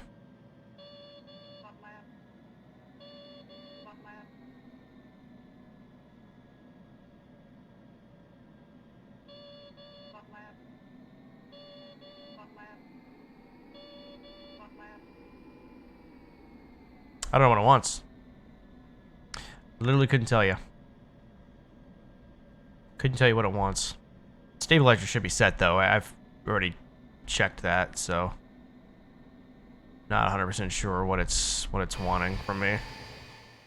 Yeah, we're looking for Echo, so we need to swing out this way actually.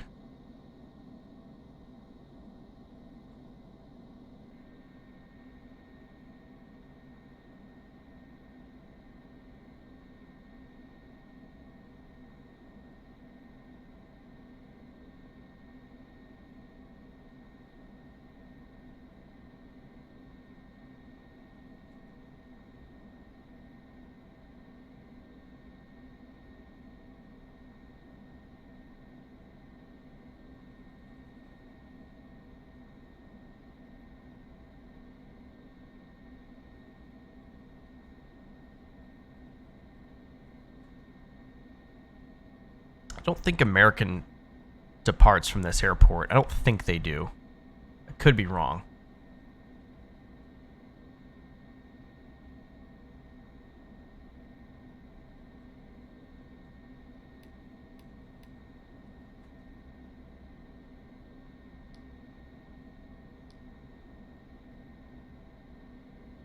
Just going straight ahead. We're going to ignore this runway here. We're looking for 13 right.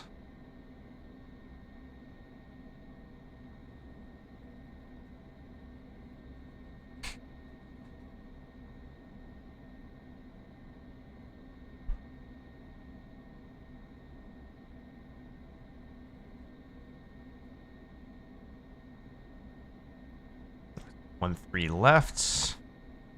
Don't want this runway.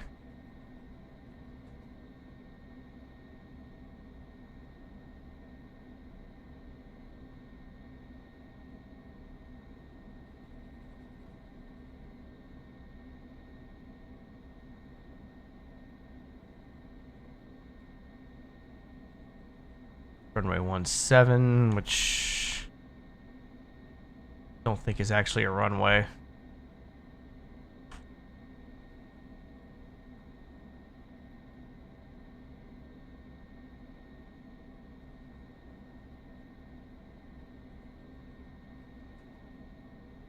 And 13 white. 13 right is what we're looking for.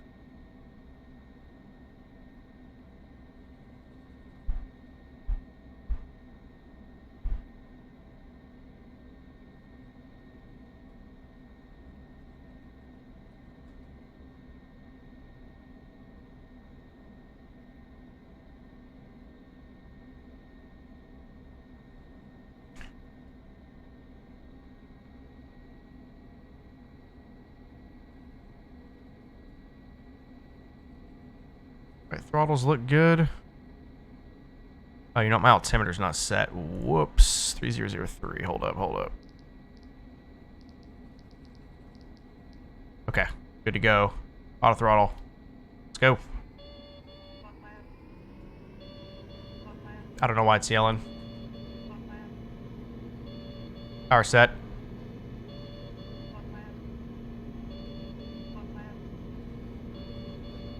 Airspeed alive. Going for 147.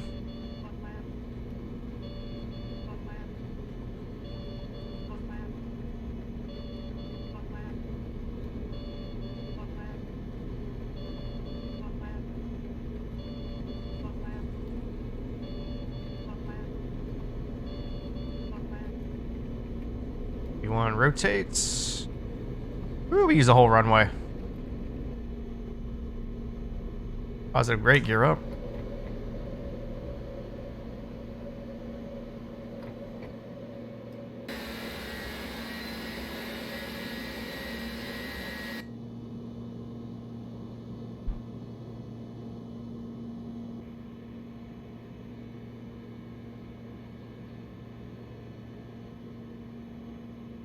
Let me go climb thrust and where is it at? Dude, where is VNav? Jesus, man, I couldn't find it. Right, lower the nose, gotta pick up a little bit of speed here.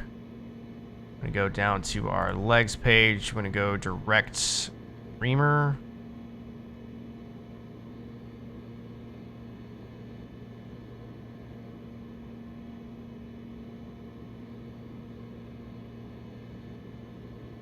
And then go nav. You know, I was forgetting something. Trim down here a little bit.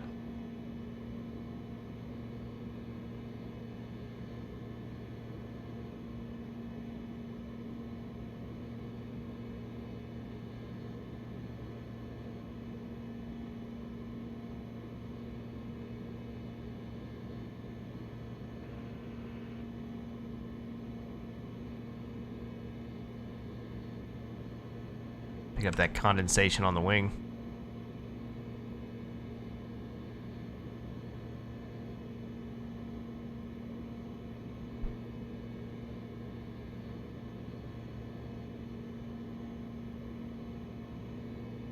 Nice and easy.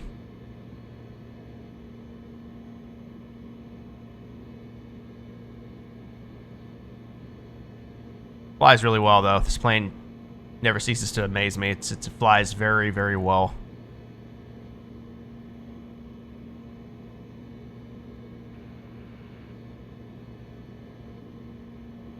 It's not fun to trim it though.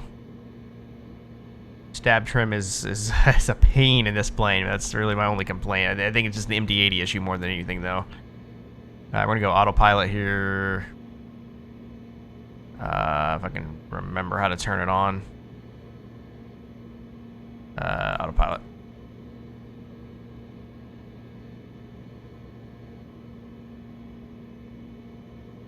Oh, I need to change the overlay. My bad, guys.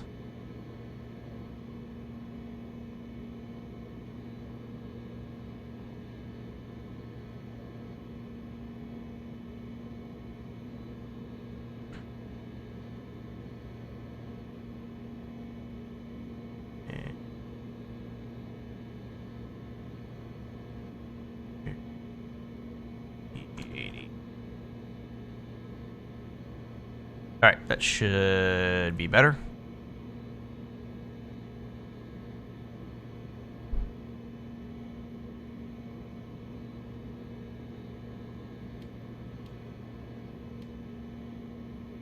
Alright, so we are on the way. I didn't kill us on takeoff. That's a good thing. It's always a good thing when we're alive.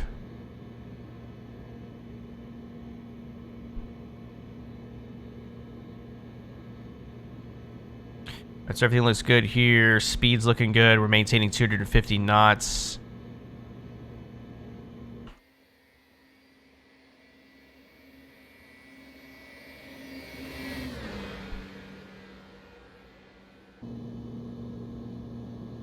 These old planes like to scoot, man. They always were crazy with their vertical speeds.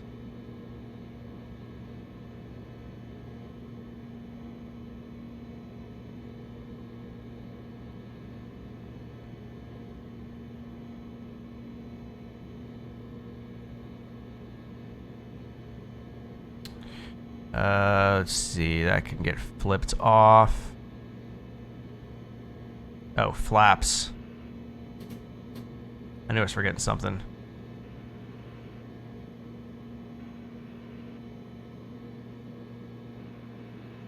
That's why the trim was all out of whack, because I didn't pull the flaps in time. Yeah, it's gonna make up for it now. That's my fault. I'm so used to having like the little indicator on the PFD tell me, and this plane is so old that it doesn't have that. That's my fault.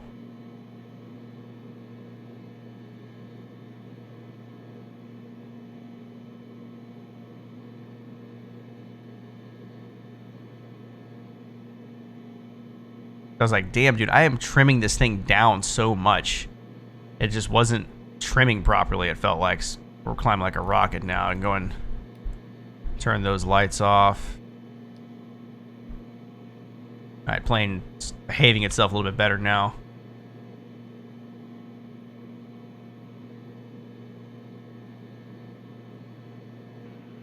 I'm basically flying back over the airport now.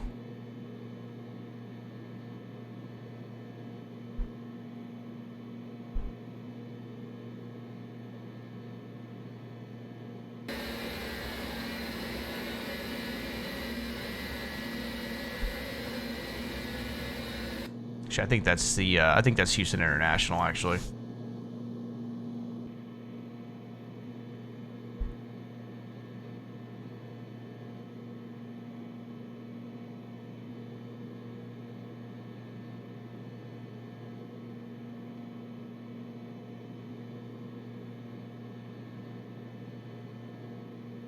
So looking good. A little embarrassed I forgot the altimeter until the takeoff roll. I knew I was forgetting something. Like I said, you don't fly a plane like this in a while, man. You tend to forget where stuff is. I not used to having the altimeter old school on the steam gauge like this, so the flows are kind of difficult to remember at times.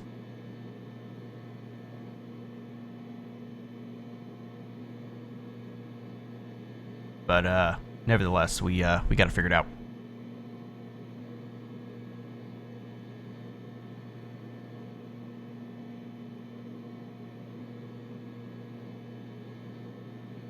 That's a good steady climb here. So top of descent about 80 miles out. 80 miles. See the top of climb is 80 miles out. Top of descent's very close thereafter. So it's not. We're not gonna be in the air that long. That's the flight time about 53 minutes. There's like 47 minutes coming to Houston. So I've said it before. Some of you may wonder why I do such short flights. So it's just because I stay busy the entire time. Cruise tends to get a little boring.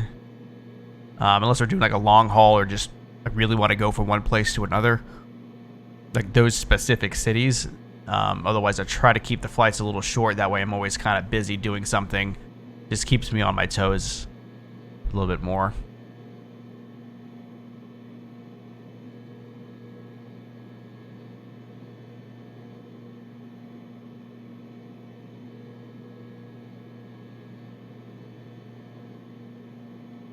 Fuel's looking good. And we're climbing it nicely.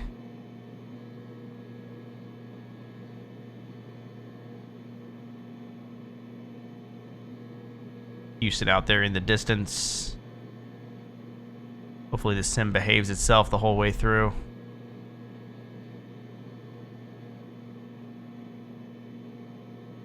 Yeah, guys, and I'm undecided what I want to do on Wednesday. I don't know if I want to try my hand at the... I may try to get the A320 up and running in MFS just to see... Just to see if it's worth the hype. Or I may just come right back into this and do something. I've been wanting to get back in the A330, so I don't know. We'll see. See what I feel like doing. I got to get that mod figured out, though. Modeti says do it. Welcome back, dude. Yeah, I wanted to try the mod out last week, but for whatever reason, like it just didn't install correctly. I don't know what I did. So I gotta go back in and look at it. 2998 on the altimeter.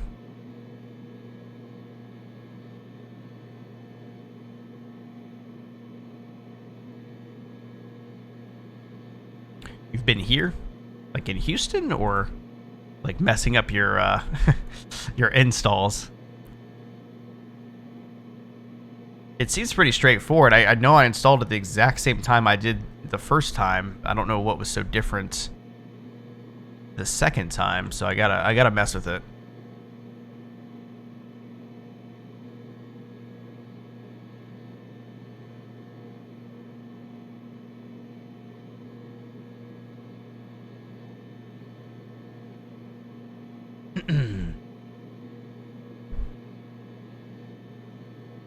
Yeah, 70, almost 75 FPS right now. This is plane. It's just a treasure on the frames.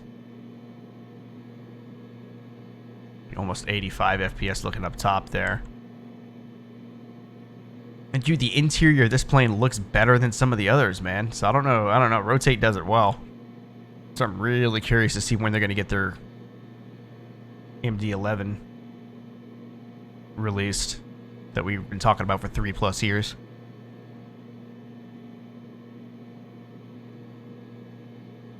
Who knows?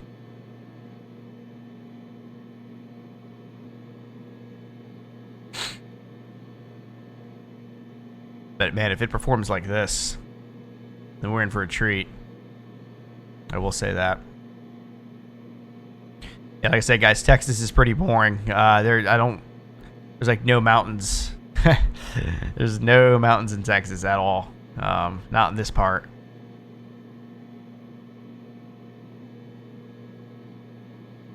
Just a lot of flat land. Nothing to look at.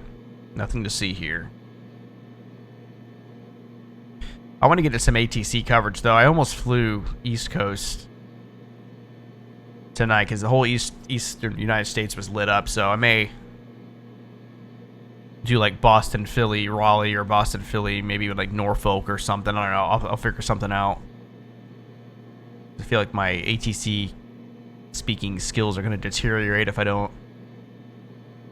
get some practice in.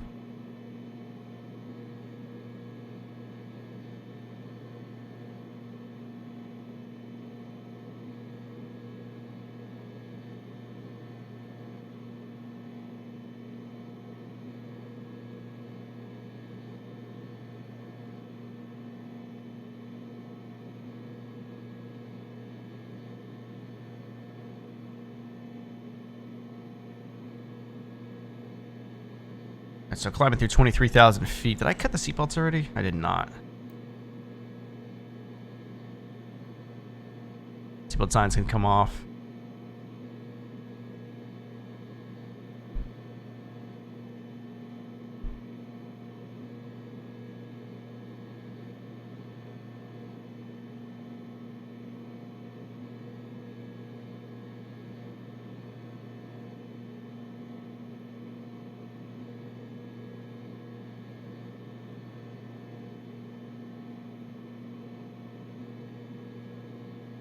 That's about 60-ish, 50, 60 miles or so to our top of climb. And we're basically going to start on the way down. So for guys, those of y'all who are not familiar with DFW International Airport, this is a behemoth of an airport. I know the airport. I know this airport like the back of my hand. I grew up around this airport. I've dropped people on and off, picked people up. Oh, excuse me. A lot over the years, so I know the airport like the back of my thumb. International terminals are on this side. American basically has both of these terminals, a good portion of this as well, and then your other airlines, Delta, United, Spirit, all of them fly out of usually C and E. These runways almost never get used. You're either usually running north and south, and 9 times out of 10, you're usually landing on the 18s or the 17s. You got this guy way out here. You don't really mess with that at all. We'll see how frames behave here, because this airport's an Aerosoft airport, hasn't been updated in ages, and it is not very friendly on the frame rates. Although I haven't checked if there's actually an update in a while. I probably should have done that. But the airport is modeled nicely. It's just not very performance friendly at all.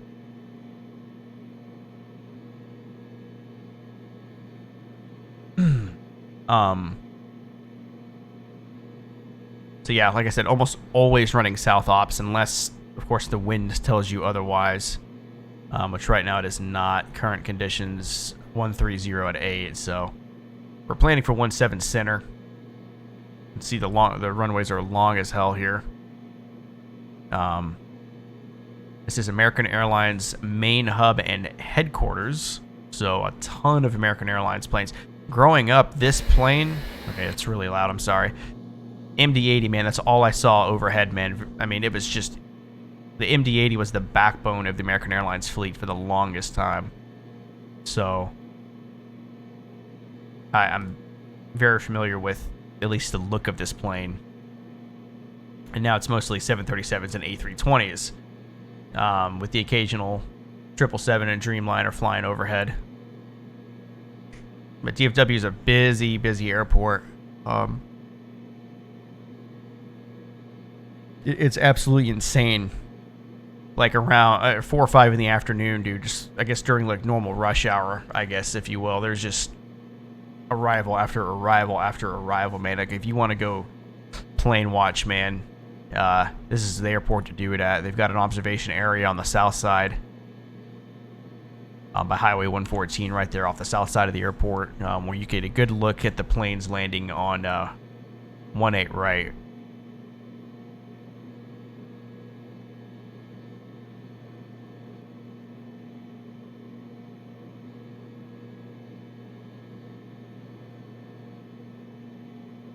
You get a good look at those planes.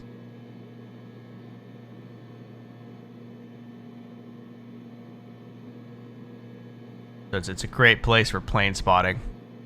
And you get to see a wide variety of planes, because you've got the UPS cargos, the FedEx cargos that fly overhead, a lot of international flights, so you get to see 747s, a couple of A380s. Usually it's either Emirates or Qantas that fly their A380s in. Usually once a day, I think, once or twice a day.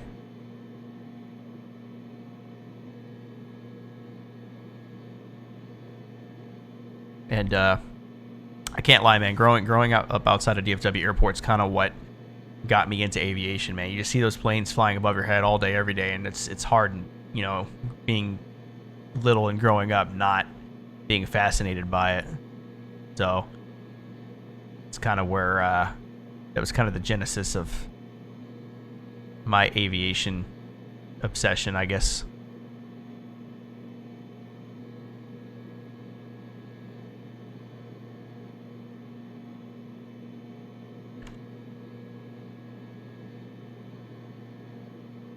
This is what we're looking at here. Coming up on Clyde now, and then we're going to follow this track, go on a downwind, and then we'll turn in here.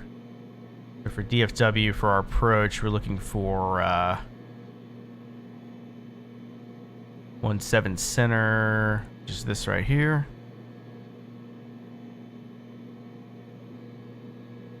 Straight in, ILS approach, pretty easy.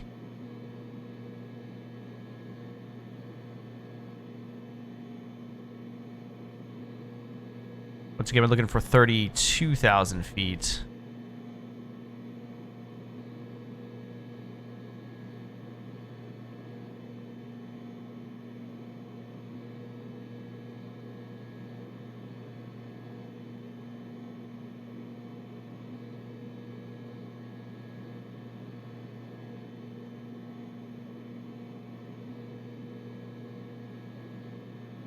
I do miss this old American Airlines livery, the chrome livery. It's an oldie but a goodie.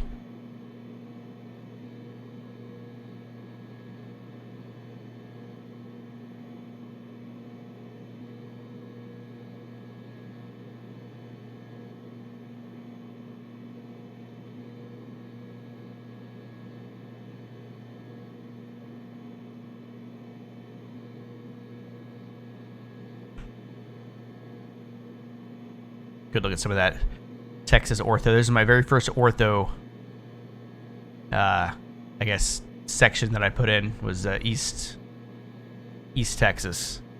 Just so I could do these very routes, the Dallas to Houston or Dallas to San Antonio routes, so I could have something to look at back in the day, and then I expanded from here.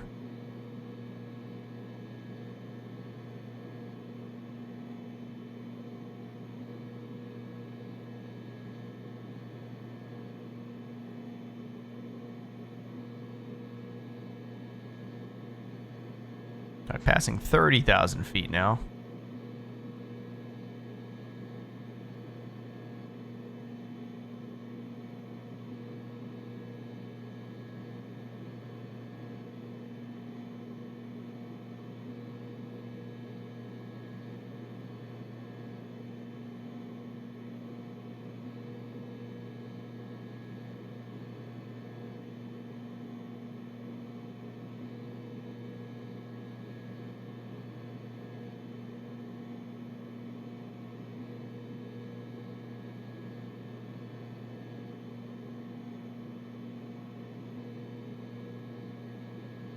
Yeah, we're basically not going to get any time at cruise.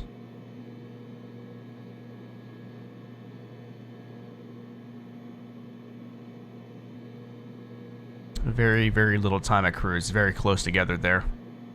A little bit of a crosswind. Oh, it doesn't zoom in. A little bit of a crosswind here, so wind's not much of a factor.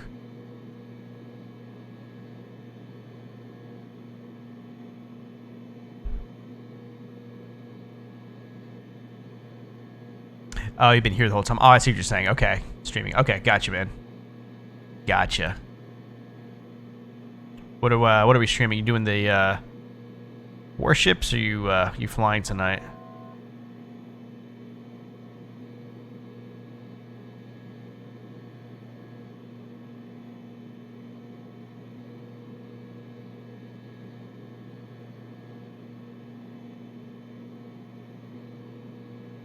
Alright, so that's a 1,000-foot call out, so about 500 feet until we top climb. Warships, okay. Cool stuff. Play Star Citizen.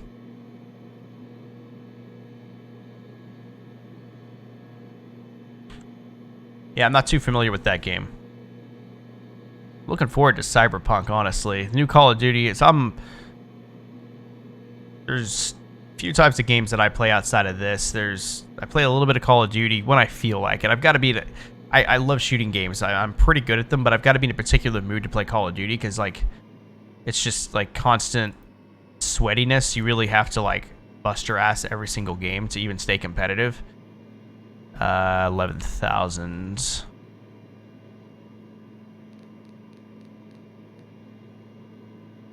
And then I play a lot of sports games as well, so NBA and NHL, although I've been kind of retired from NHL, at least for this year, for a few months. But we'll be playing the new one when it comes out in a couple weeks. Been playing a lot of NBA, though. I really enjoy the NBA 2K games. Pretty good at them, too. I've always been good at sports games. I don't know what it is. I don't know. I like the teamwork aspects. Working with other people, like I usually play like the the team modes where like you play just a locked position. I've got a group of friends that I run with that. That's what I spend most of my time doing outside of Flight Sim. Play a little Super Smash Brothers as well on the Switch from time to time. So a little bit of everything.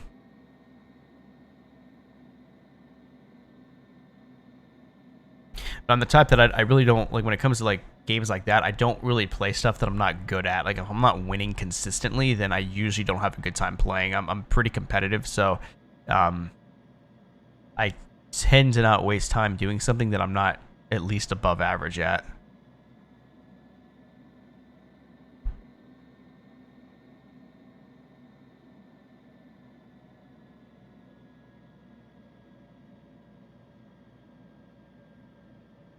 But I've seen you on that Warships game a little bit. It looks kind of interesting, actually. Looks sort of interesting.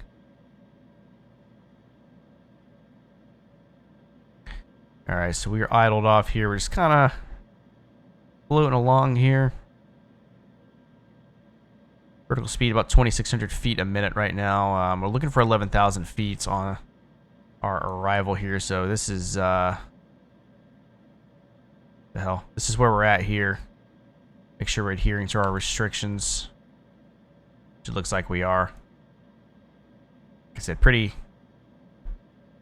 easy arrival here.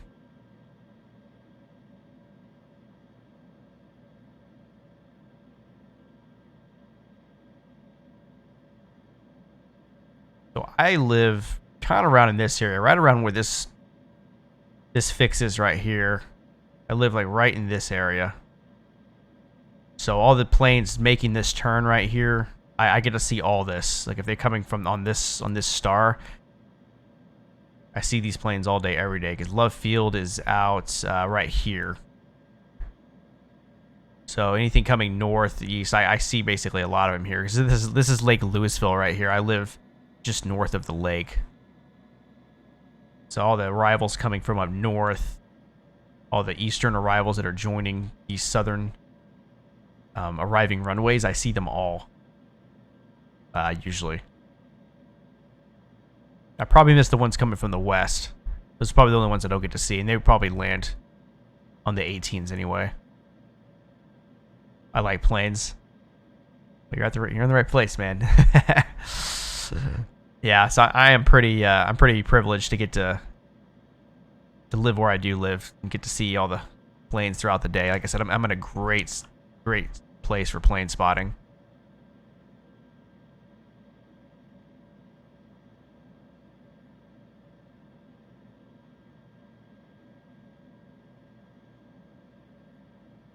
Because there's actually a observation area right like around here. It's actually like off over here, kind of to the side a little bit. You obviously don't want to be like, you won't be like directly in front of the runway, but it's like off to the side here. So there's actually some like those little stands with like the binoculars built into them, and then it's really cool because they have a little radio tower. It's about, I don't know, 15, 20 feet tall, and it has the ATC audio playing through it. I think it's the tower, I think that they have it tuned to the tower or ground. And it's pretty cool. You get to hear like the live ATC coming through that radio while you're watching the planes depart and arrive. I think I'd like Star Citizen. I'd definitely check it out, man. I'm not opposed to the new stuff. Yeah, I tried Fortnite and all that, man. Like, this game's okay. It's a little kid game. Little stuff like that. You know, like I said, I'm pretty good at shooting games, but I don't know. That Among Us game seems pretty cool, though. I was watching some streams of that. It seems like an interesting concept. A lot of communication, though. You got to really be able to communicate. You have to be able to lie very well, too. Send links to Discord. Yeah, man. Yeah, go ahead. No worries.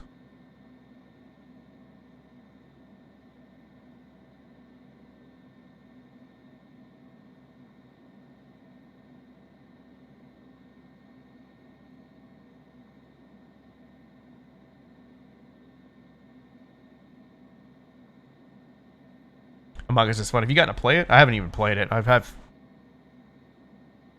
thought about downloading it on Steam. I just don't have anybody to play it with. Got a couple people that are maybe interested, but like I said, it takes a lot of communication. You've got to be a damn good liar. Like, you've got to be really good at lying to be good at that game.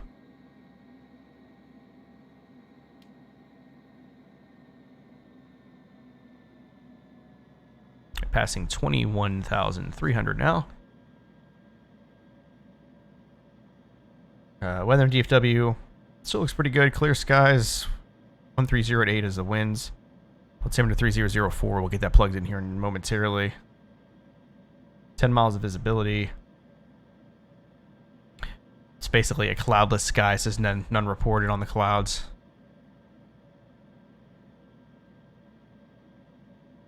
Trying to make it. Okay, it's a little too dark. Gonna get that nice dusk arrival.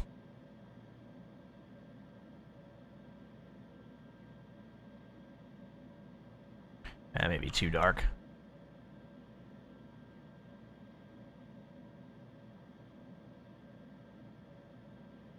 Really looking forward to the new Halo as well. That's something that I'll be playing quite a bit of probably when it comes out. It's unfortunate it got delayed, because it was supposed to come out holiday time this year. But I may actually stream that as well when we play it, and I think that's going to be a lot of fun.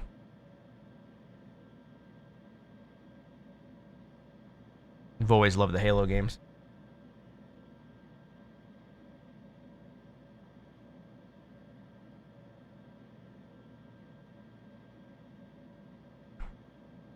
So we're creeping up on 18,000 feet. We'll keep it on it so we can flip the altimeters over. We're looking for 3004.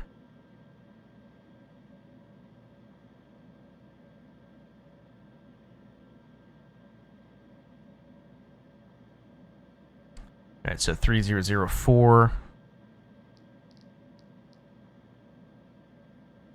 Here we go. Both sides.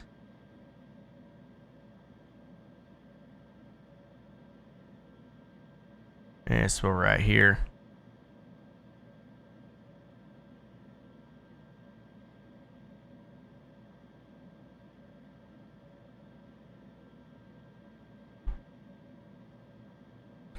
Between 17,000 and 15,000. That's exactly where we're at. You'd love to see it.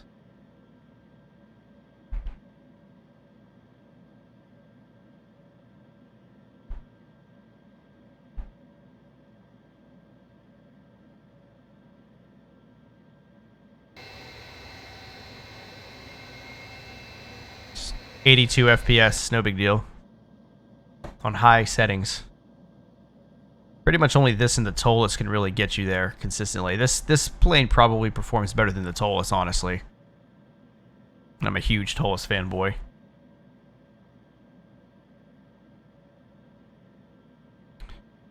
We can get our auto brakes set here. We're just gonna go min on that. And we can take a look at our reference here for approach. We're gonna go flaps 28. Okay, I guess, okay, so 133 knots is our target approach speed. Gross weight looks good. For ILS 17 center, we're looking for 110.30.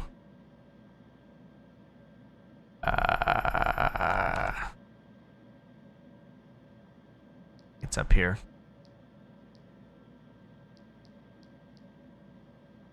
11030 course is going to be 176.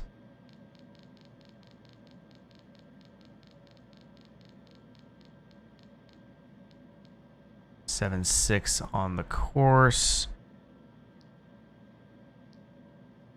Do it on both sides just for redundancy's sake.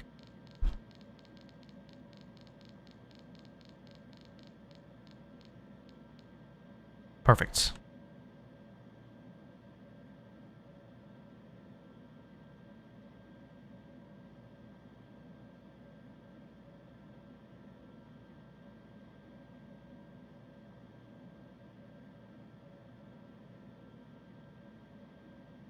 Nice and steady descent here. Yeah, the ortho here looks really good.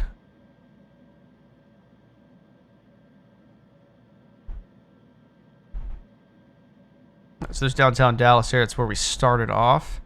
We're flying over downtown area. That's Love Field down there. So that's where we began the evening. We're flying right over that.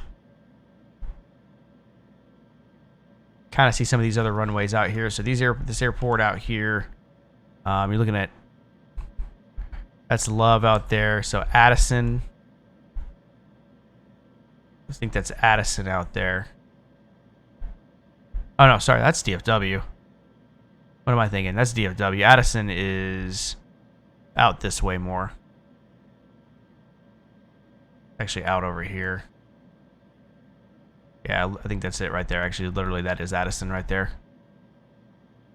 Yeah, so Addison, that's just like a small, little, tiny executive airport, and this is Love Field, and then this is DFW right here. The behemoth that is DFW.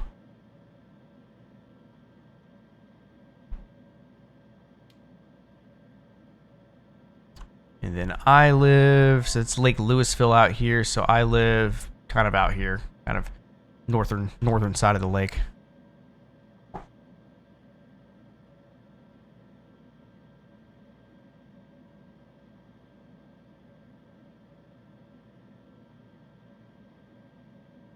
Alright, so we're creeping up on 11,000. I'm going to take us down to 3,000. And what we're going to do is we're going to go vertical speed mode.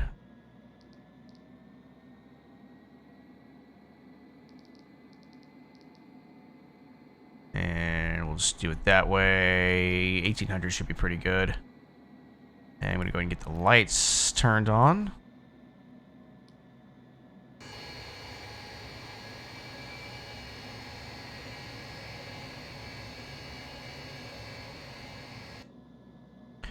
So Sim's cooperating now, no stuttering, knock on wood.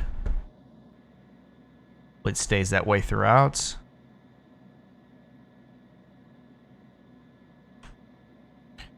Fuel's looking good. Still 6,430 kilos. No issues there. Downtown Dallas. Yes, this is the Tarboret, downtown Dallas. Got a lot of stuff modeled here, but not the American Airlines Center. And actually, I don't think Reunion... there is Reunion Tower right there. So American Airlines Center should be like out over here somewhere, and it's not. Because I know it's right off the 35, which is right there. So it should be here, and it's not. It's not even modeled in.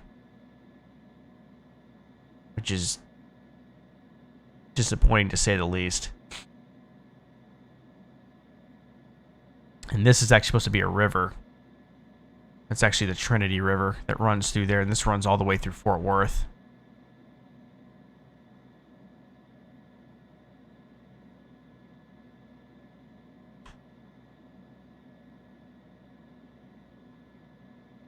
DFW down there.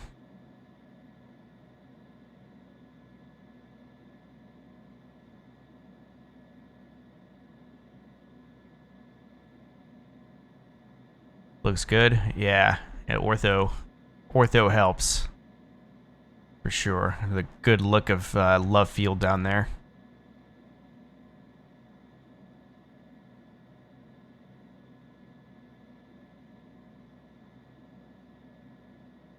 All right, so we're still at 250 knots.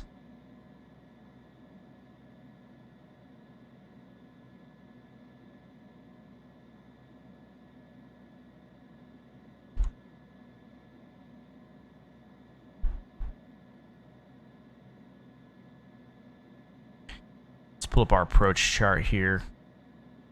So our missed approach procedures there. Climb heading 176 should we go missed.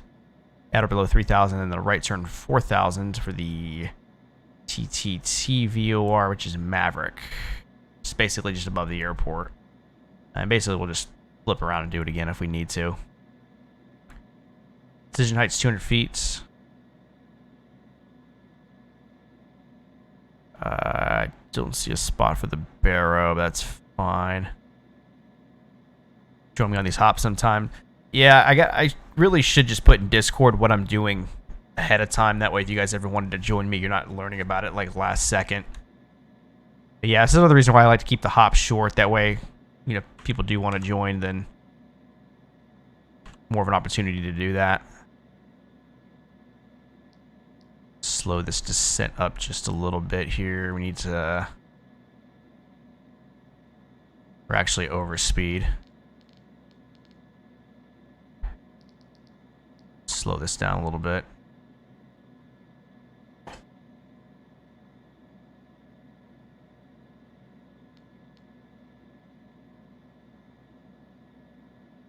Yeah, it's only a 7-knot tailwind. I don't know why it's freaking out on me. Yeah, we really got to get slowed down here. So let's go ahead and start pulling flaps. I'm going to go flaps 11. That should help slow us down a bit.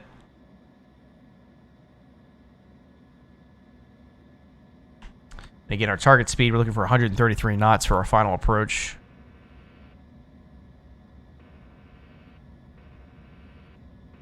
And I'm going to go ahead and arm the speed brakes. Shouldn't be putting more thrust. We're not at our speed yet.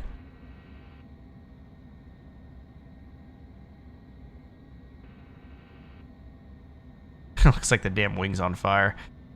It's just condensation.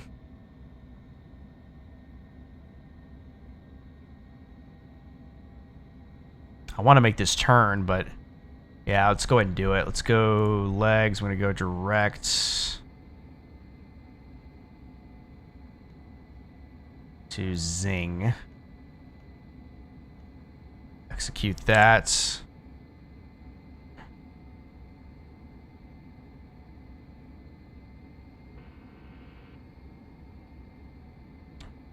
Let's get to 190 knots. So coming up on 3,000 feet now.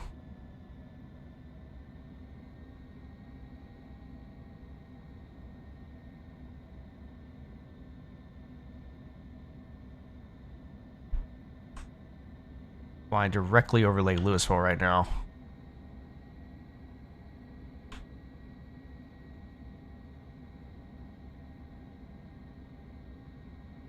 I don't think they get this low here. I'm probably a little low for this approach, to be honest.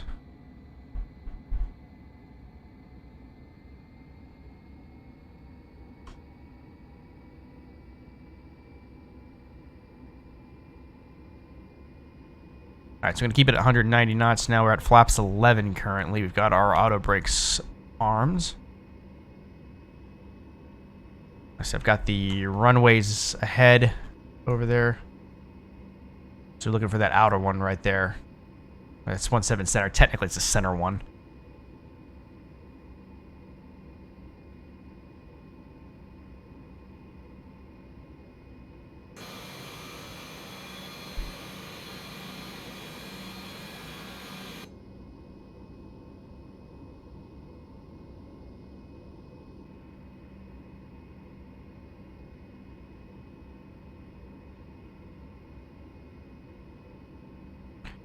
And arm our localizer.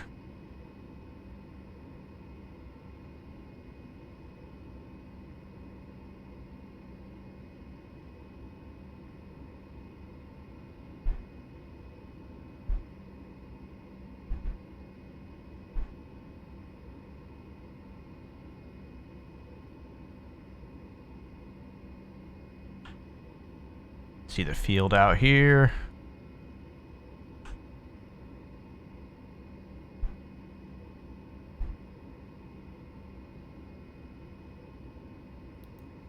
Why the localizer's not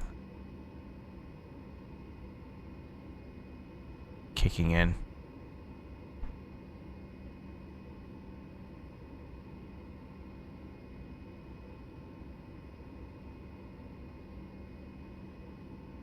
ILS maybe? Okay, why isn't the localizer working?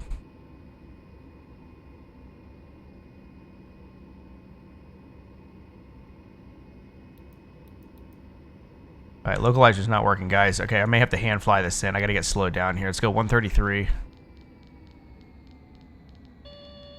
Landing gear. Yep.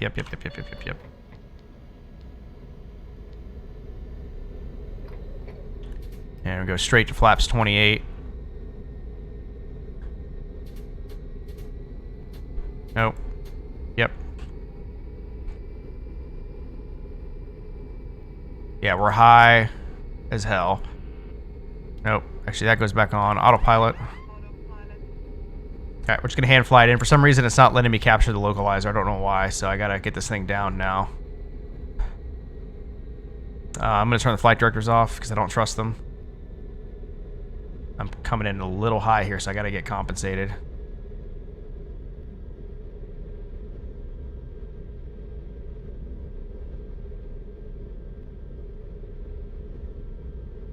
Alright, so I got a red light.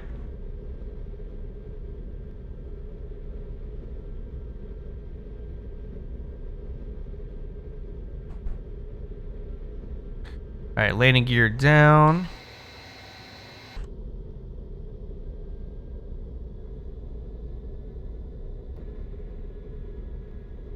Speed brake is armed. Flaps are set. Auto brake is set. Alright, we're low.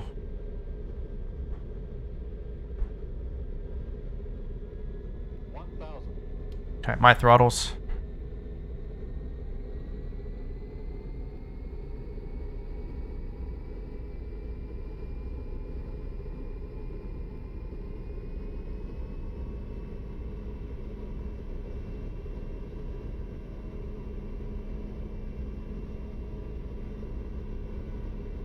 Like way low.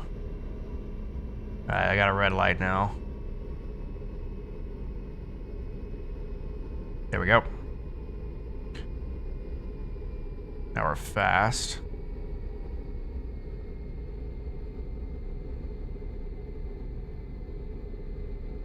With no flight director, it becomes a bit challenging.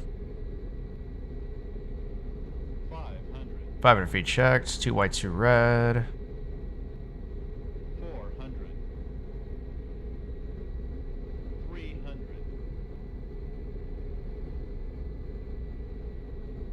Alright, still low.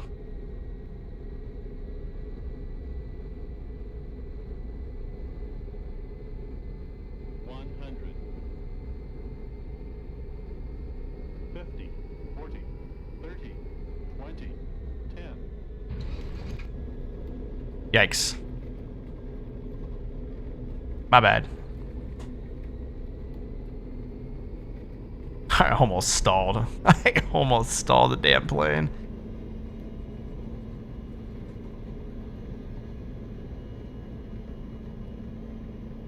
Alright, it's 80 knots. Kill the reversers. Manual braking. Yeah, I couldn't get stable there. I'm fully, like, I had no flight directors, so it was... I just gotta get better at the visual landings without the flight directors. I rely on them way too much sometimes.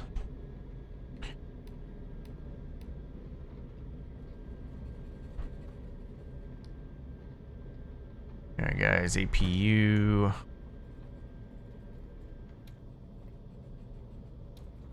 Up and running.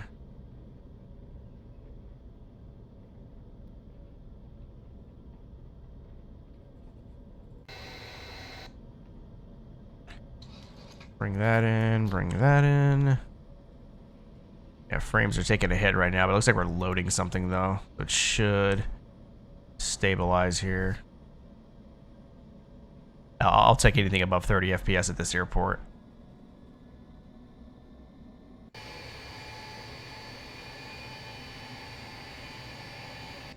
It's also difficult to manage the speed manually in this plane. I don't know if it's because the engines are in the rear or if it's a flight model thing or what, but the throttles are not nearly as responsive in this as they are in some other planes. So it's definitely a learning curve with controlling the throttles. Even on the ground, it's definitely tougher for sure.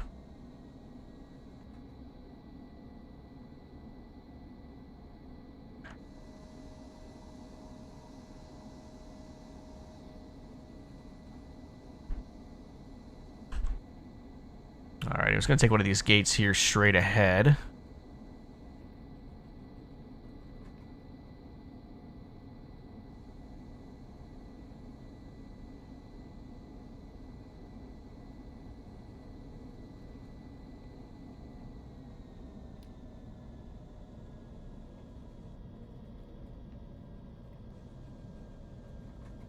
Yeah, frames are still... it looks like it's just hanging out above 30.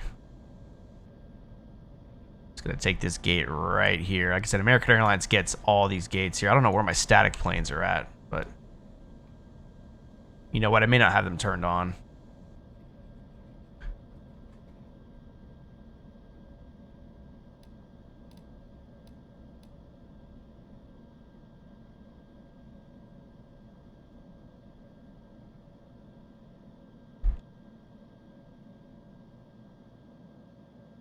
There we go. Parking brake sets. APU power is available. And we can cut the engines. 1 and 2. Inside collision's got to come off. Alright, ladies and gents, welcome to Dallas-Fort Worth International Airport, my hometown airport. This is Aerosoft's. I gotta check to see if there's an update. It's modeled pretty well. I mean, the towers look legitimate. They look exactly how they look in real life. They did a really good job with that. Even these little poles right here, that is accurate. They've even got this guy right here modeled. So they did a good job with the modeling of the airport. The airport itself looks great. It's just the performance is not the best. I believe they've got the monorails going here as well. I don't see them moving. Usually you can see them moving.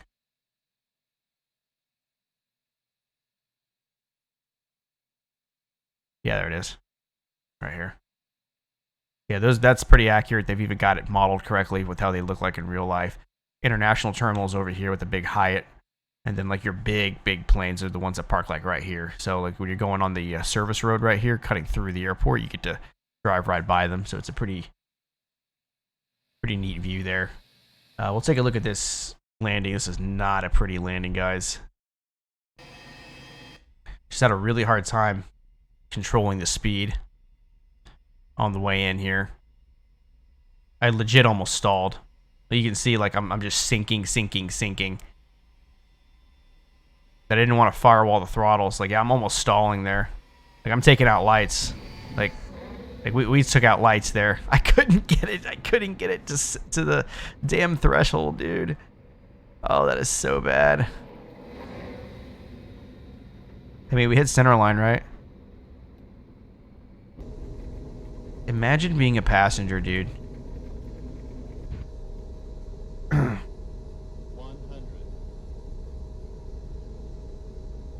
50, 40, 30, 20, 10.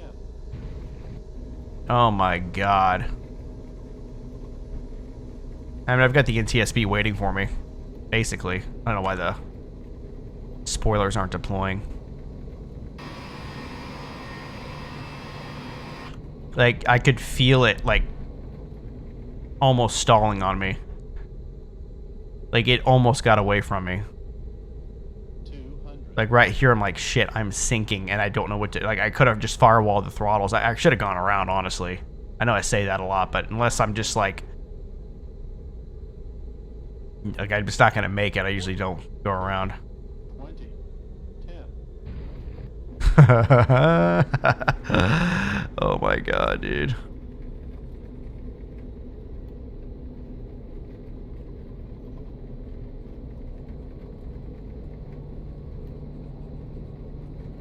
So bad.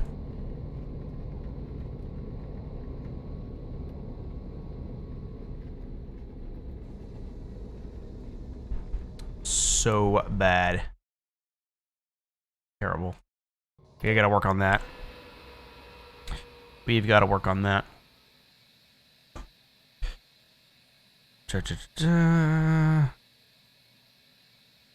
Alright, guys. Well, that is going to do it for me this evening. I'm going to hand you guys over to Mr. Digital Engineer, another GSAer. Be sure to check him out if you'd like to. We'll be back on a normal time on Wednesday. May start a little earlier, actually. We'll see. We'll see what happens. But definitely check the Discord. I haven't decided whether I'm going to fly this or MFS, sorry. But we'll try to get that mod up and running. See if we can't do a little scenic flying around the world in that thing. So I'll do my best to try to get that figured out before then. If not, then we'll most likely be back in XPLANE, but I'd like to try to get that plane sorted out. So I appreciate everybody who stopped by this evening. It's going to be back on our normal schedule. Yo, what's up, Mo Daddy? What's going on, man? You're back. Just about to step off, man. Thanks for coming by, though, dude. Appreciate you keeping me company. Did I win? I did not win, dude. It's a terrible landing. I almost stalled. This thing's vertical speed sometimes is tough to maintain when you're manually throttling. So, unfortunately, not my best landing. So we got some work to do. Like I said, back on our normal schedule, so I should be getting more practice in, and hopefully I can give you guys some better landings. So it's tragic. Yeah, it was tragic, man. I've got the NTSB to interview with. So, yeah, man, we'll catch you later, dude. Appreciate you as always, sir. Everybody else who's out there lurking, appreciate you guys stopping by. Be sure to check out the Discord. Check out the YouTube channel as well. We're uploading our flights onto YouTube as well, just cross-posting the VODs, just trying to grow that way as well. So, like I said, we're back to a more consistent schedule now, Mondays and Wednesdays, around 6:30 p.m. Central U.S. time. So, more than welcome to stop on by if you want to chat about aviation or sim or anything related like that. Feel free to join the Discord as well. Link is in the on my main page here on Twitch, so check that out as well. Appreciate you guys. I'm going to send you guys over to Digital Engineer, and I hope you guys have a great rest of your day.